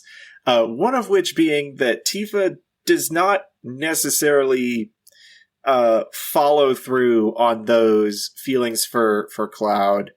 To the extent that somebody who's in love would. She's more like a concerned mom when it comes to Cloud for pretty much almost his entire existence if you don't romance her. That's fair. But now I would say bring up the point, does Shania Twain need mothering? I mean, that's sort of between Shania Twain and her journal, but if we really want to discuss that's fair. That's fair. It's not Tifa's necessarily a small business owner. She is a small business owner. She knows self-defense. Yeah, that's true. If Shania were ever in any trouble on the street, she wouldn't need a personal bodyguard. She would just have Tifa there to knock some heads. She has nice shoes. She enjoys a fun night out. Yeah, she has nice shoes. She's a very loyal friend. Loyal friend. That for sure. Yeah.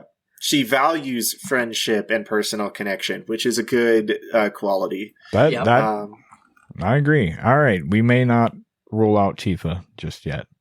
Okay. Although my biggest thing is I'm like, but she is really in the cloud. So Yeah. I mean, only in the sense if you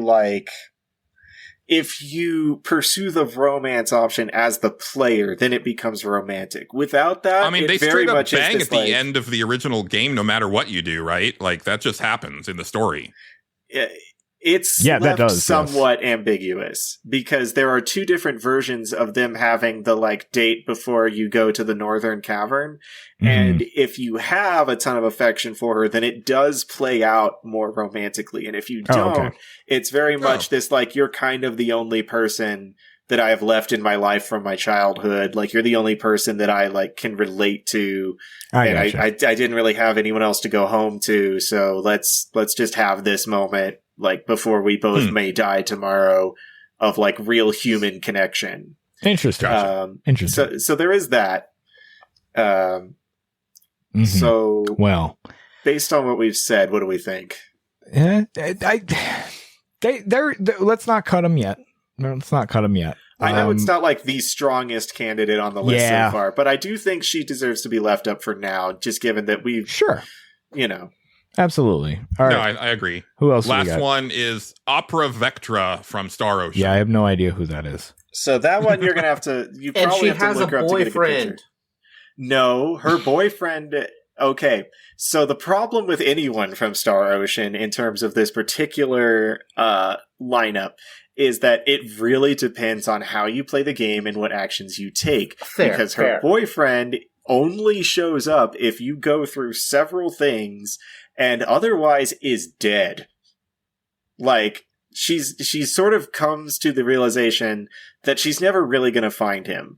And like sort of turns around and is like, I need to live my life for me and not be after somebody who very realistically will never show up. You know, so she has that, you know, the capacity for yearning. Mm-hmm.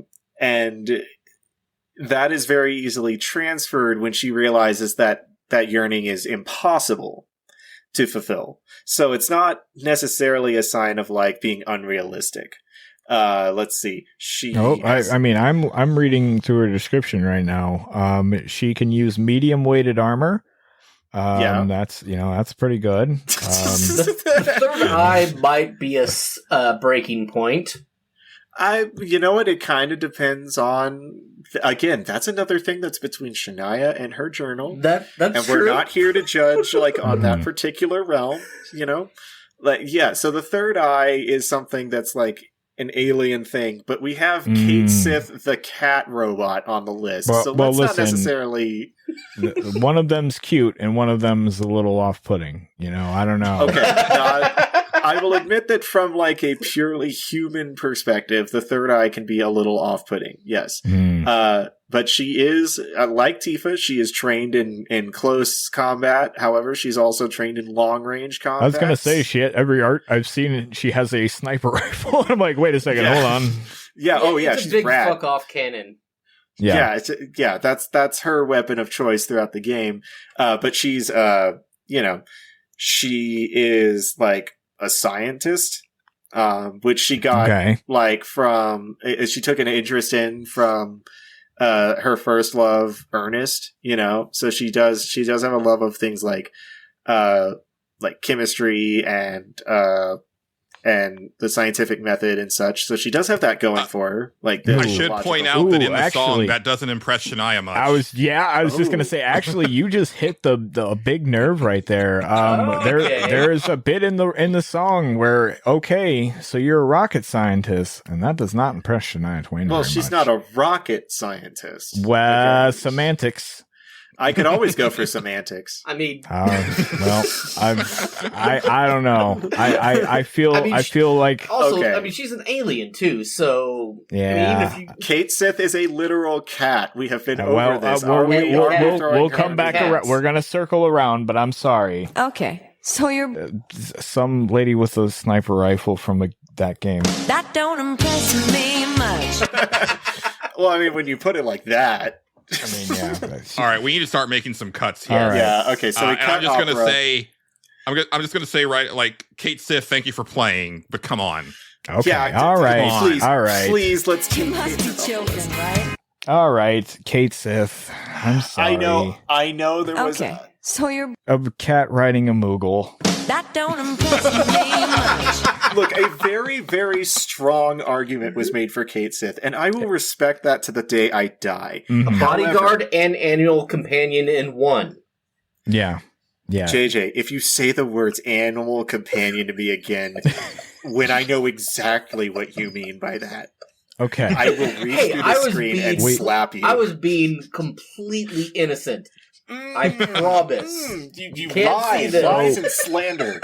We have Sid, Cloud, Kiryu, and Tifa left, and Davrin. and Davrin. And Davrin. Right. Yeah, Almost forgot about Davrin. Tifa and Davrin.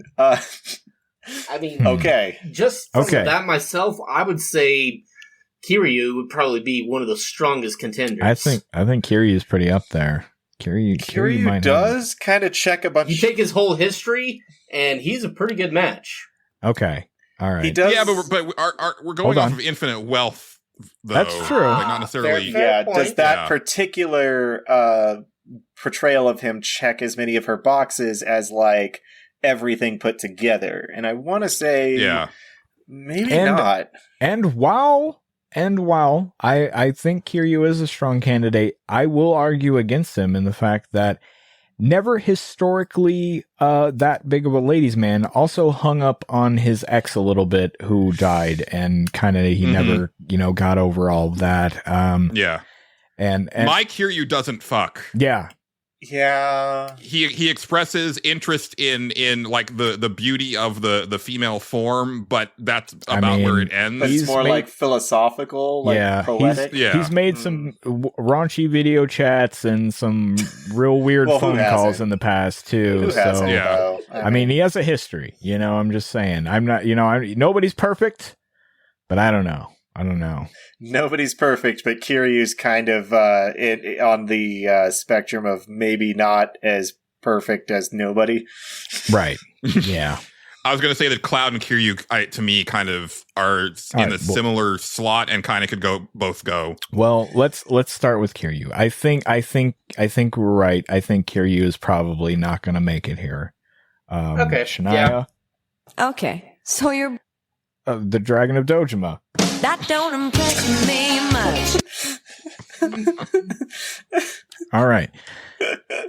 It would really suck to be walking down the street with your bow, and he's just getting into fights like every 15 I feet. mean, yeah. I mean, you're right. no, that is a Absolutely. bit of a Yeah. turnoff for almost every woman that I've ever known. She'd probably leave with her suitcase at that point. I mean, he's defending her honor, obviously. Yeah. All right. So we have we're down to Sid, Cloud, and Davrin Davrin and and Tifa. So an argument has been made that Cloud should be removed. Given these four, I'd like to hear like what's going on with that. Okay. I just think Cloud's boring. Okay, well that's that is a fair argument to be made against Cloud since He the is a little majority boring. of Cloud's personality that isn't like explained through all of the terrible things he's done to make up his personality is just the player. That, and I mean, what are his interests? What is he interested in? Swords, Swinging swords. Chocobo racing. Chocobo racing. Okay, so he's a little bit of a gambler. Cards. Gambling is a thing of his. Yeah. That could be bad. Queen's that Blood. could be bad, actually. Yeah. Mm. Yeah. Let's see what else. Also, he's been injected with Mako. I don't know. Doesn't seem- And Genova cells too. Yeah, you that kind of too, don't want yeah. that getting into you at all. So No, Yeah. I don't know. I don't know if that's contagious or not, but I don't. I'm not sure if I want to find out. All right, That's- Cloud, Yeah. Okay, so you're a member of Soldier. that don't impress me much. Technically, Okay, he but it actually kind of never should. was. He never was a Yeah. member of Soldier. Well, we don't know that yet. We don't know Yeah. that yet. God, JJ, now you're spoiling stuff for all the kids. You're not spoiling Alright. stuff for A adults game that's anymore. You're almost spoiling 30 stuff for the years kids. old is being spoiled. Well, we're left with Davrin and Tifa. And Sid. And Sid. I'm sorry, I forgot Sid. We've got a trifecta So we have our three. of different personalities, actually, which is, This is interesting. sort of interesting. We have our three. Okay. But We just need to come up with who is our top. who's our top one? I bet Tifa tops. Anyway. Well, that's what I was gonna say. Yeah, I think Tifa's the top. You must be joking, right? I'm not. Shania, you know what, Shania? Don't knock it till you tried it. Where am I? What are we talking about? Don't be stupid. I'm just saying, sometimes you want You I think you're a Shania- genius. You drive me up the wall. nice, exactly. So annoying. I That is think Shania looks into those big red eyes and feels something that she hasn't felt in a long time. Lust. I mean, love. I mean, I mean, no. Of those three, given that Davrin's a good choice, especially as an animal companion. Yeah. Sid, Yeah. presented as he is, as just the pilot, no other, since we don't know anything else from him Yeah. with Rebirth, I would say they're both pretty good. Yeah. Yeah, well, given the details we have about Sid being somewhat sparse, I would say he can kind of be taken off the list just from... Well, he's on the list. He's on the Like, list. these are the Yeah, he's last made it three. to the top Yeah. three. He's but made it to the top three, but who's the we're top debating of what them? is the top now.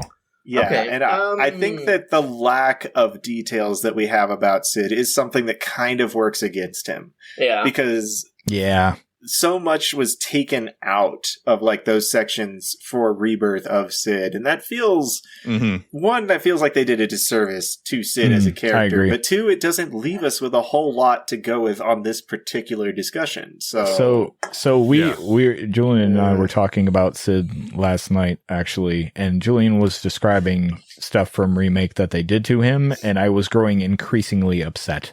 Like just increasingly. It was mostly, it was like, yeah, Sid's kind of a piece of shit. I get it. I kind of want him to still be a piece of shit, and let's go and dive into that. Like, that's kind of what I want to do. Let's see that arc of like, yeah, this guy sucks, and how are we going to deal with him? That would be interesting to me. Yeah. But I don't know. He's almost too clean now. Like, he's just like, yeah, guys, we just want to fly the plane. Fucking okay. I Do you don't want to know. grab a drink later, or like talk about literally anything else? No, he just wants to fly the plane. Yeah, well, Daddy wants to Also, drive he the bus sees- today. That doesn't mean it's going to happen. In Rebirth, he sees everybody's struggles, and he's like, "Yeah, but I'm not going to help. I'm just going to fly you around." Yeah, listen. Well, All I'm saying. that was a game choice to limit the number of playable characters. Yeah, We're not talking about game This design. isn't We're game- talking about character motivation. Now listen. The all I'm saying is Davrin has Hassan. Hassan is adorable. Okay, Yes. that is an adorable Griffin companion, and they learn a lot from each other. And Shania Twain gets the best of all these things. She gets Hassan to come and help her do stuff and reach up high shelves.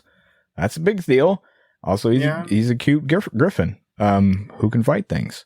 Yeah. I don't know. I think Davrin's pretty strong. I did honestly when I selected him, I did not expect him to be this strong. But the more I go over it, the more I'm like, yeah. Yeah. You convinced me. I mean, I would say Davrin. Yeah, I feel strongly about Tifa, but I can go with Davrin. Okay. I feel like the one hang up Tifa has is her love for Cloud.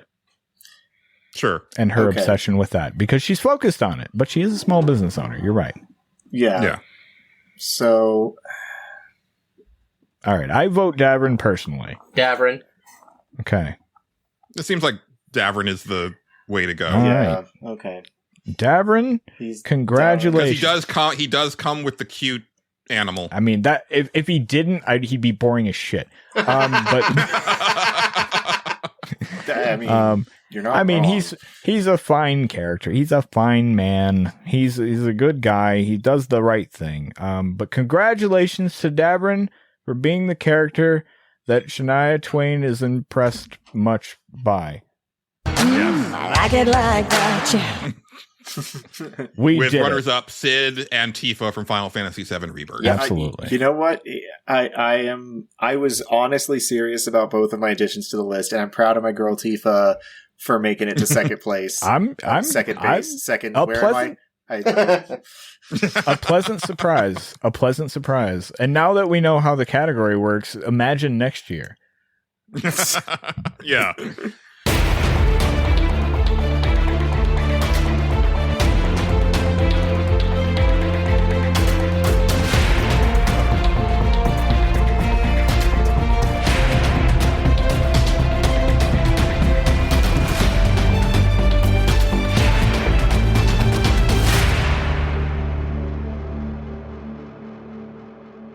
All right. Last award of the night is the Owen Wilson Award, which is basically cool moments in games this year that would make Owen Wilson go, wow. So I don't want to be the killjoy, but I am realizing that even from when we started recording, it's been about 5 hours. So I do have to kind of keep this one shorter than the others, just for my own time, because I do have to cook dinner. Oh yeah, you're good. So No I problem. just want to say that, like, not to kill anyone's like joy or yuck anyone's yum, but this should probably be the one where we're like, yeah, that's cool, or eh. Oh, that's fine. Okay, Yeah. sorry. So, and You're honestly, most of these are my. I mean, I think these are all my nominations, unless you guys have stuff to add. Not really. So, Yeah, I only really had one for this, but it was one that I was thoroughly like, oh, that's so fucking cool. So, okay. So what I've got is walking into Mos Eisley in Star Wars Outlaws. do they play the song? I don't remember. Damn it. I guess I'm going to have to play it and find out. Yeah. I don't think so Oh, no. because they were actually surprisingly restrained with like legacy Star Wars music in Outlaws. It has an excellent soundtrack, but it's like almost all like new music that I didn't recognize. You know what? I was kind of impressed. Yeah, I I'm was kind of into surprised, too. that. I'm into that. Yeah. Okay. Sleero's introduction in Star Wars Outlaws, the Uncharted level in Astrobot, Mm. downsized surprise in Astrobot. That's the level where you get the mouse power up and you shrink. Oh, okay. Fighting Amalia in the in the Coliseum in Unicorn Overlord. Oh, yeah. That was rad as hell. We could talk about that for Yeah. a couple minutes for sure, because that was like just coming up with her as an opponent was great. Gaining her as a companion afterwards, oh my god, she was a permanent fixture in my in my heroes like lead party. She was Yeah. front and center. Yeah. Caligor joins the battle in Warhammer 40k Space Marine 2. The level Emergence from Call of Duty Black Ops 6. Mm-hmm. Awakening to your archetype power in Metaphor Refantasio. Fighting the Tojo clan leaders in Like a Dragon Infinite Wealth. Fighting the Squid in Like a Dragon Infinite Wealth. Oh, Justin added that one. Yeah. Icky Ika.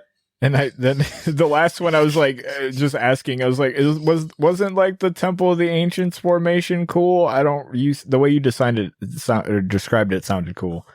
It was There's pretty also cool. a question Okay. mark after that one. Yeah, because I was Because just Justin hadn't asking. seen it. I haven't seen Yeah. it, so I was asking. It's the way he described it. It sounded really cool. So but then again, he didn't Yeah. put it on the list. So yeah. Okay.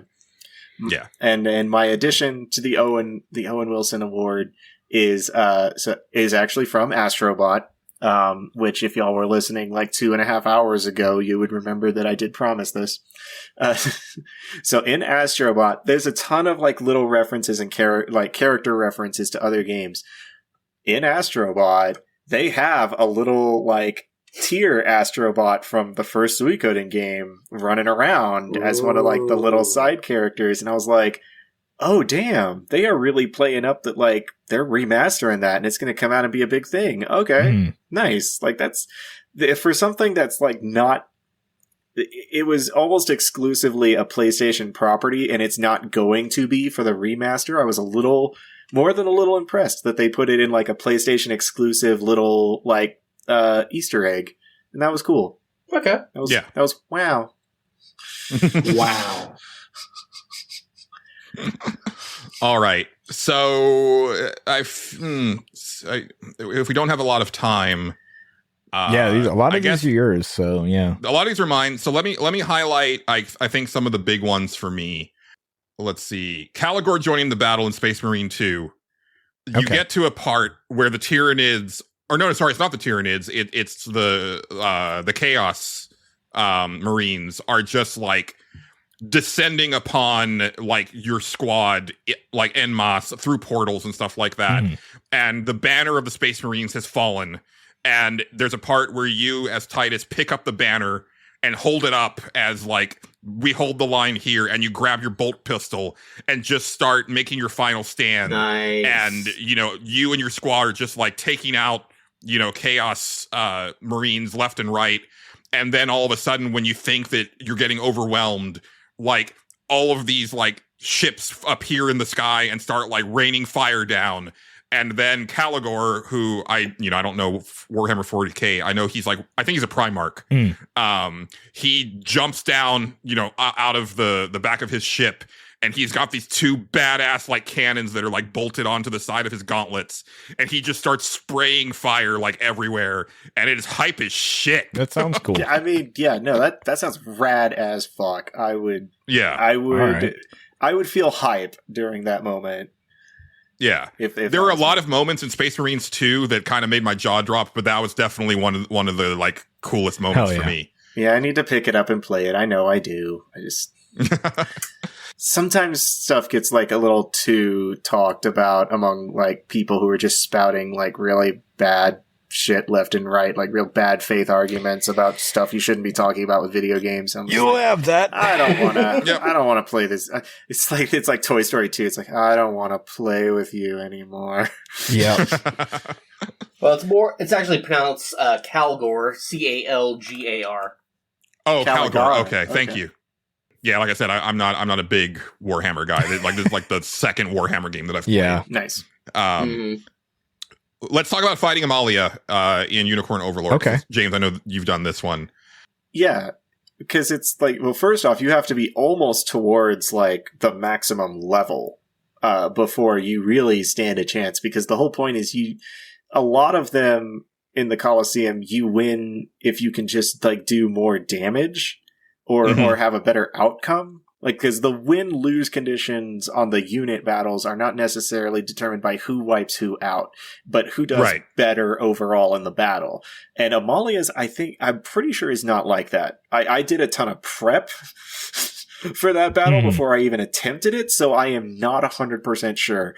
But I believe you do actually have to defeat her before she goes on to the second stage to let you do the second fight to recruit her. Yeah, and so that's the thing, right? So you spend a lot of time going up the ranks of this Colosseum, and it gets tricky. And I will say that like one of the beauties of the combat system in Unicorn Overlord is that you can punch way above your weight if you know what you're doing. Yeah, and if you set stuff up right in your strategies, you can knock shit down from way lower levels than you should be able to. Yeah. Well, yeah, because I actually got Amalia in my party where she was like so far ahead of the rest of my troops as far as like level. Like she did not gain a level for so long because she was getting like one experience point like per fight. Nice. Well, just looking at the art, she's got a Buster sword and a door, a literal door for a shield. Yeah. Oh, yeah. No, she is twice the size of your tallest character. Yeah, she's the muscle mommy of the game. Like the first time that you see her, there's like a shopkeep that's facing her, and your back is to Amalia when she walks up, and the shopkeep just goes, "She's huge." Hey, giant woman. But so you get all the way to the top, and Amalia is like the number one contender at the Colosseum, and you have a knockdown, drag out fight with her, and you're like, "Hooray! I beat Amalia!" And then she fucking gets possessed and turns Super Saiyan because like her sword was actually like imbued with like the spirit of some like great sword fighter. I can't remember what it was. Yeah, like her old master, basically, who was also a piece of shit. And so you have to fight her in this super powered up form, and it's a fight. It is a struggle. It's a struggle because she has stuff that negates a lot of like the basic strategies, and in a lot of ways, you do just kind of have to brute force her, and it is not easy. Yeah, but I really love that part. Yeah, if I remember right, I think I used like blind against everybody in that. Like, if you blind everybody and they just can't hit you, then you just kind of ping them to death, and you win by default. It was something like that. Yeah. Plus, after you win the battle, like because Unicorn Overlord is a game where you can. I like the progressive idea that like you can give the ring, to gain to power up both the Ring of the Unicorn and the Ring of the Maiden. You can give the Ring of the Maiden to just about anyone if you build up the affection levels. Their gender doesn't really matter. But giving it to Amalia is essentially like walking up to her at the altar and being like, if I ask you really nicely, will you step on me? Like, like there's an element of fear to giving her the ring that sort of passes as you go on through the scene, and it's just really funny to me. Right. Nice. This other big one that I want to talk about, because I know nobody else messed with it, but I really wanted to talk about it, is Emergence from Black Ops 6. Okay. Which you find out there's this like CIA black site underneath like this location, I think in Kentucky, and you're going to infiltrate it because you think that it's the origin point of the bioweapon that you're trying to put a stop to. Okay. And you, as the character Case, you're helping infiltrate it with like one of your other partners, but you get separated and you actually fall like really far into like a pit of water in an elevator shaft. And when you do, your gas mask breaks and you get exposed to whatever chemicals are floating around in this black site. And then the game turns from Call of Duty into BioShock meets Prey meets Control meets Condemned. And it's fucking awesome. Nice. That's a nice little whoops. You were very excited about it. Yeah, you really liked that. You start hallucinating. Like there's all these mannequins walk like just around in storage that may or may not be there. Period. But as it is, like they act like the weeping angels in Doctor Who, and they move when you're not looking at them. Well done. Oh, okay. That is a nice twist that like really hasn't been done in Call of Duty before. I like that. Yeah. I like that sort of original kind of outside the box in terms of like how we're designing this game thinking. That's nice. Yeah. A lot of Black Ops 6 is that, and this level is like the epitome of it. And you're trying to get these key cards in order to open up the final elevator to get deeper into the facility. And as you do, you're fighting what you're told as a player are like the different directors of each of the departments, but they manifest as fucking monsters. Like the first one is like a boss monster that is like, it's got like a tail with like an enemy that fights or that throws out lasers. It's like on four legs. It's like nothing that you see in the rest of the game. You're fighting zombies that look like from the other zombies mode and stuff like that. But then also there's all of the weird stuff with the mannequins, and the character is having all of this flashbacks, because I think the worst part of the level is that you're getting a big exposition dump that you find out that the character was actually at this site before and was experimented on, but if this voice in his head is giving him all of this information, that's a little bit hackneyed. Okay. But the level itself is fucking incredible and terrifying and really well paced. While this sounds amazing, I don't want to play this game now because that sounds scary. But it is scary. Yes. Yeah, but that sounds fucking cool. That sounds really cool. Yeah. Yeah. And again, now that actually sounds like something cool to end on. Again, I hate to be the killjoy. I just like, it's like 10 o'clock where I am and I have to cook dinner. Okay. That's how into this whole thing I got. If you gotta go, like, go ahead. Yeah. No worries. Thanks for having us back. Like, this is always a blast. Obviously, we've spent over 5 hours just talking about this stuff. This particular episode, I think, was super fun to talk about. Oh yeah. Lots of fun. And RetroFits will return. We will be for back. Sure. Yes. We should have by now we'll have the link because this will be out in January. So yeah. Oh shit. Okay, yeah, so we'll definitely have a ton of episodes up by then. There you go. Awesome. All All right. Thanks, James. Thanks, guys. I'll blast it always, and we'll definitely have you back. Hell yeah. Yeah, no, thank you guys. All right, I'll talk to you all later. Justin, did you want to take any of these? As far as like talking about them, the squid fight in Infinite Wealth came out of nowhere and was pretty cool. I thought it was cool that they did that fight. Because it was like an actual like RPG battle, like monster. You know what, like monster. Like I thought that was a really cool idea. Like the shark one was cool too, and I almost put that. But I feel like the squid was more interesting, especially just I don't know. We didn't know it was coming for one. Yeah. That was nice because they showed the shark in the trailers. Yeah, the shark that and like they kind of lead into it. Like you kind of know what's going to happen, especially when like they do the second trip out there or whatever. I'm like, okay, yeah, we're definitely fighting that shark at some point. But yeah, the squid was like a surprise. I don't know. I thought it was pretty cool, but I don't know if I'd feel strongly about it to fight it over some of this other stuff. So sure. Yeah. I'll talk about the two Outlaws ones real quick because I don't think that they make it, but I just want to talk about them briefly. Sure.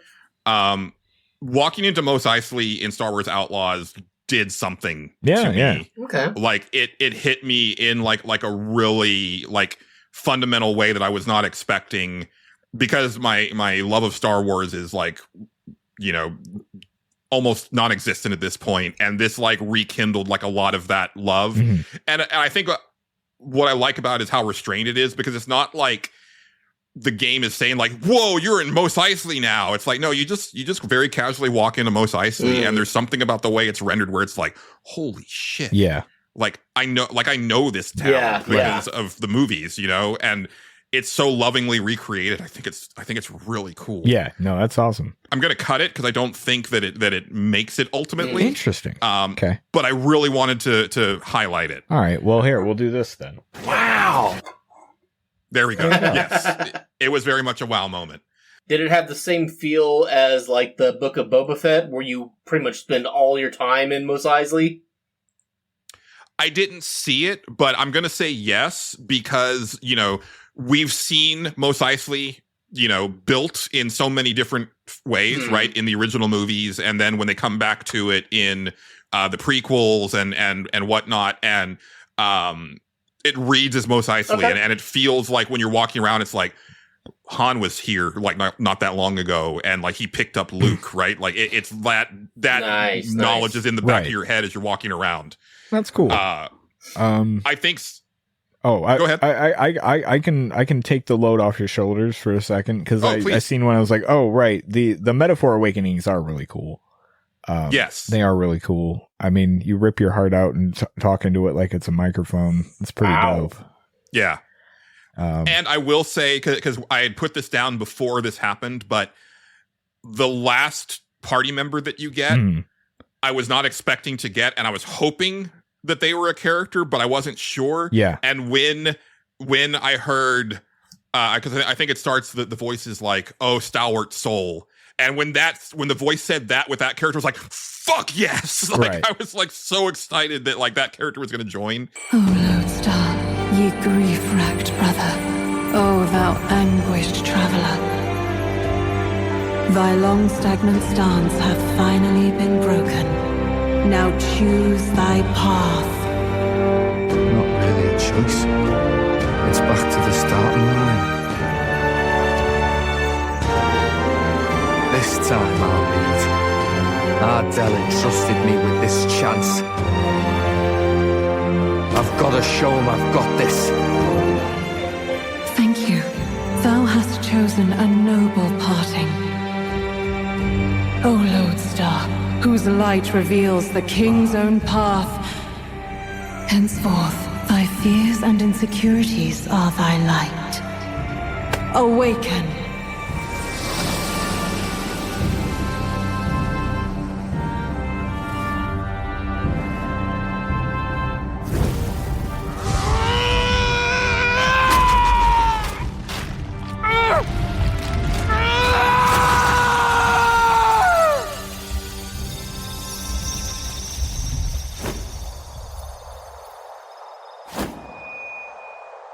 See you around, Del.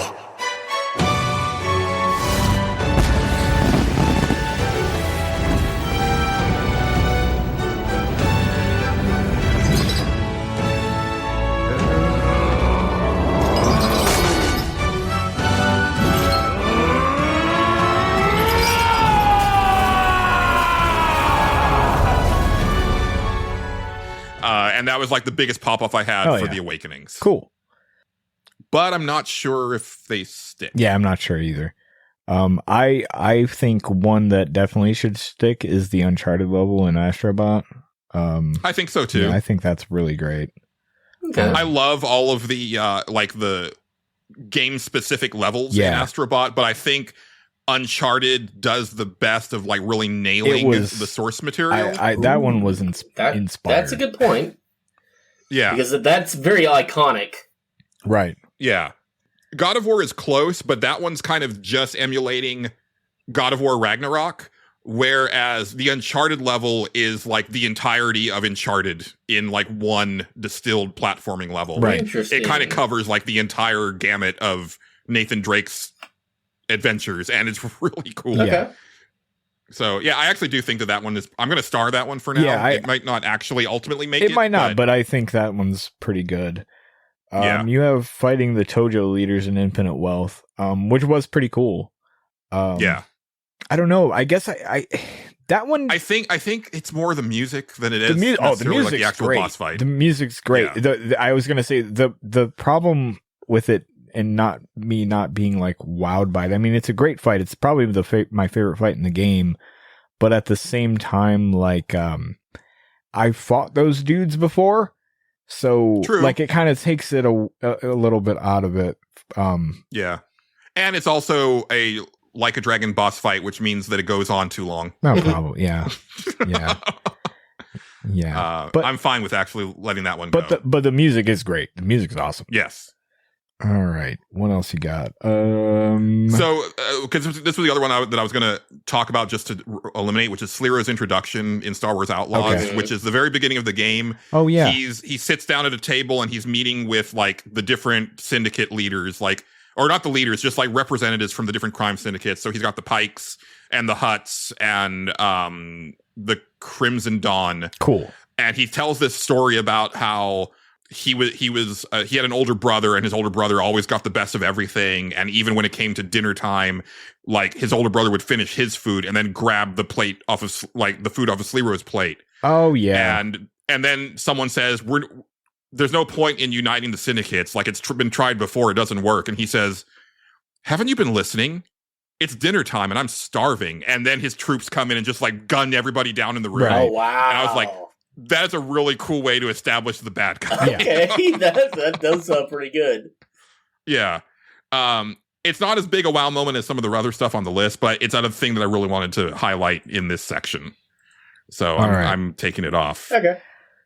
All right. I think where I would stand on all this from the descriptions alone, I think. All right. Well, you haven't talked about Downside Surprise, the Astrobot thing. I don't know what that is. Downside Surprise is one of the best platforming levels I've ever played. Okay. Because you get this, you only get the power up in this one level. It's a mouse power up where you shrink down. Okay. And the way that they handle like the change in perspective is brilliant. Like every time that you do it, like every time that it happened, I was like, wow. Like I straight up said that. Wow. Wow. It's a kind of longer level than some of the other Astrobot levels, but I think it doesn't wear out its welcome. And it's probably longer because they're like, we can only do this once. Yeah. Like we're not gonna, because it's literally built around that power up completely. Right. I feel that the Uncharted level is a better representation of Astrobot for this section. So I am fine with letting it go, but holy shit, what a great level. Right. It's amazing. Yeah. Forced perspective levels like that are really hard to do. Yeah. Yeah, and sure. it's done, I think it's definitely a testament to like the PS5 stuff, because there's like no loads or anything like that. It's just like it's this seamless transition every time that you do it. And the perspective just feels so different when you shrink. I don't know. It's you really got to play it to really get it, but man, it's awesome. The only other time I've seen something like that that's been mostly effective was Kingdom Hearts. Yes, for sure. Yeah. Let's see, what do we have? All right. So, in my opinion, Julian, with the things that sound the coolest from the descriptions, that Black Ops 6 level emergence, that sounds really cool. Mm-hmm. The Caligor thing, or Caligar, I don't know what it is. Calgar. Calgar. Okay. Yeah. Calgar. Okay, thank you. That sounds pretty cool. And the Uncharted level from Astrobot, I think, are the coolest ones that I think, personally. I would say those three. I would agree with those three. Yeah, those That's all sound actually the kind of coolest. what I was feeling. Yeah. Yeah, but if you feel stronger about some other stuff, by all means. No, like I said, I think the awakenings in Metaphor are really cool. They're neat. Especially that last one, but it's also fairly similar to the Persona awakenings. Stuff. Yeah, they have a style and they do it well. But yeah, I wasn't like floored by it when I seen it. I thought it was great, but at the same time, like the other stuff on there sounds way cooler. And I've seen the Uncharted level. I know that's fucking cool. Right. Yeah. Okay. So I think so. We're saying Uncharted, Calgar, and Emergence for Black Ops 6. Yeah. I can agree with that. That sounds good to me. It's kind of weird because these are kind of like all mine. They are kind of all yours, but like I didn't have, for context, I didn't really have that many like, oh my god moments in video games today, like that really like impressed me and like took my breath away kind of thing, like where I just sat there and looked at stuff for a while. I didn't have any of that. I had a lot of like, there's a lot of like great story beats and stuff in video games, but like nothing that did that to me. You know what I mean? And freely admitting I haven't played that many new games this year, so yeah, totally fair. Yeah, so this is your category to own, Julian. Yeah, absolutely. Absolutely. So I'm actually I didn't think this when I made this list, but the more I think about it, and especially going through it with you guys, I think it's Calgar Joins the Battle for me as the top. Okay. Emergence is it's very close, but like I said, the really hackneyed way that they do the big exposition dumps really detracts from the overall level. Yeah, I can believe it. Because it's kind of like, okay, like I feel that this could have been handled in a slightly better way. For sure. I don't know how, but this felt weird. Also, because they never really explain where the inner voice comes from, because it's a female voice. Okay, but that character, you don't see that character like externally, so it's like, okay, I don't know. I don't know. Shut up! It's Cortana. Don't worry about it. For sure. Yeah. Just kind of takes you out. Yeah.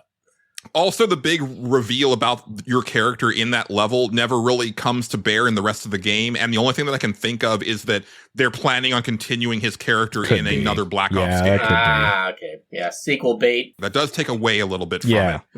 Because you don't get that resolution in the actual game itself. Yeah. But I think the Calgar thing is hype as shit, especially when you go back and watch like HoloLive girls play that part, and they're all like losing their goddamn minds. Nice. Oh! If we die, Oh! Defend the banner! Oh, this is so cool! Ooh! Vengeance! Yeah! Oh, that's cool. So cinematic.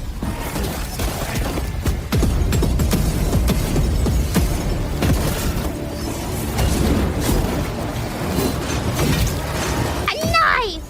No! Brothers!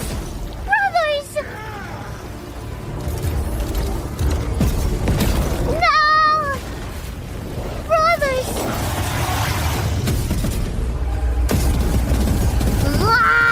Hold the line! Do not falter! What's that? Oh? What's that? Who's that? Whoa!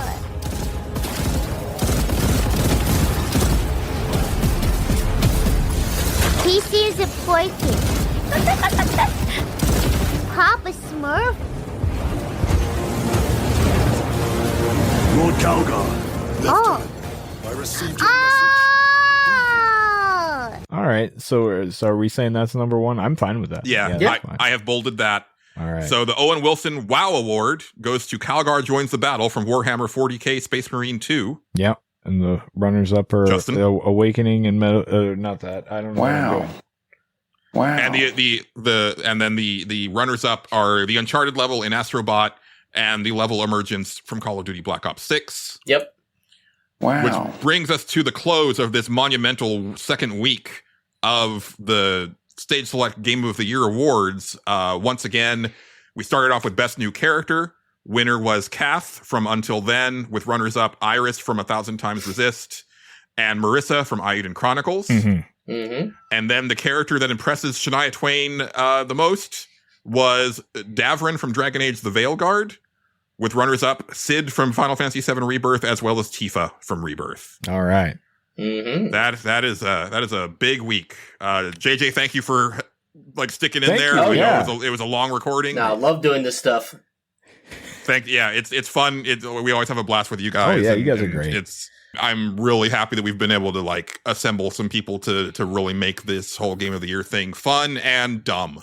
And hopefully with the rebuilt channel, we'll be able to bring you guys on again like we did for playing some multiplayer. Yes. But we're going to go ahead and wrap this big sucker up. Once again, listeners, check the show notes, because by the time this episode comes out, I should have the link to the new RetroFits YouTube channel. So go check them out, give them a subscribe, help them build that channel back up. Yes. Because James and JJ do awesome stuff, and they're a lot of fun, as you have heard. And support small indie creators. And I think that's it. I've been Julian Titus. He's been Justin Ham. Special thanks to James and JJ from RetroFits. We've been the Stage Select. Signing off.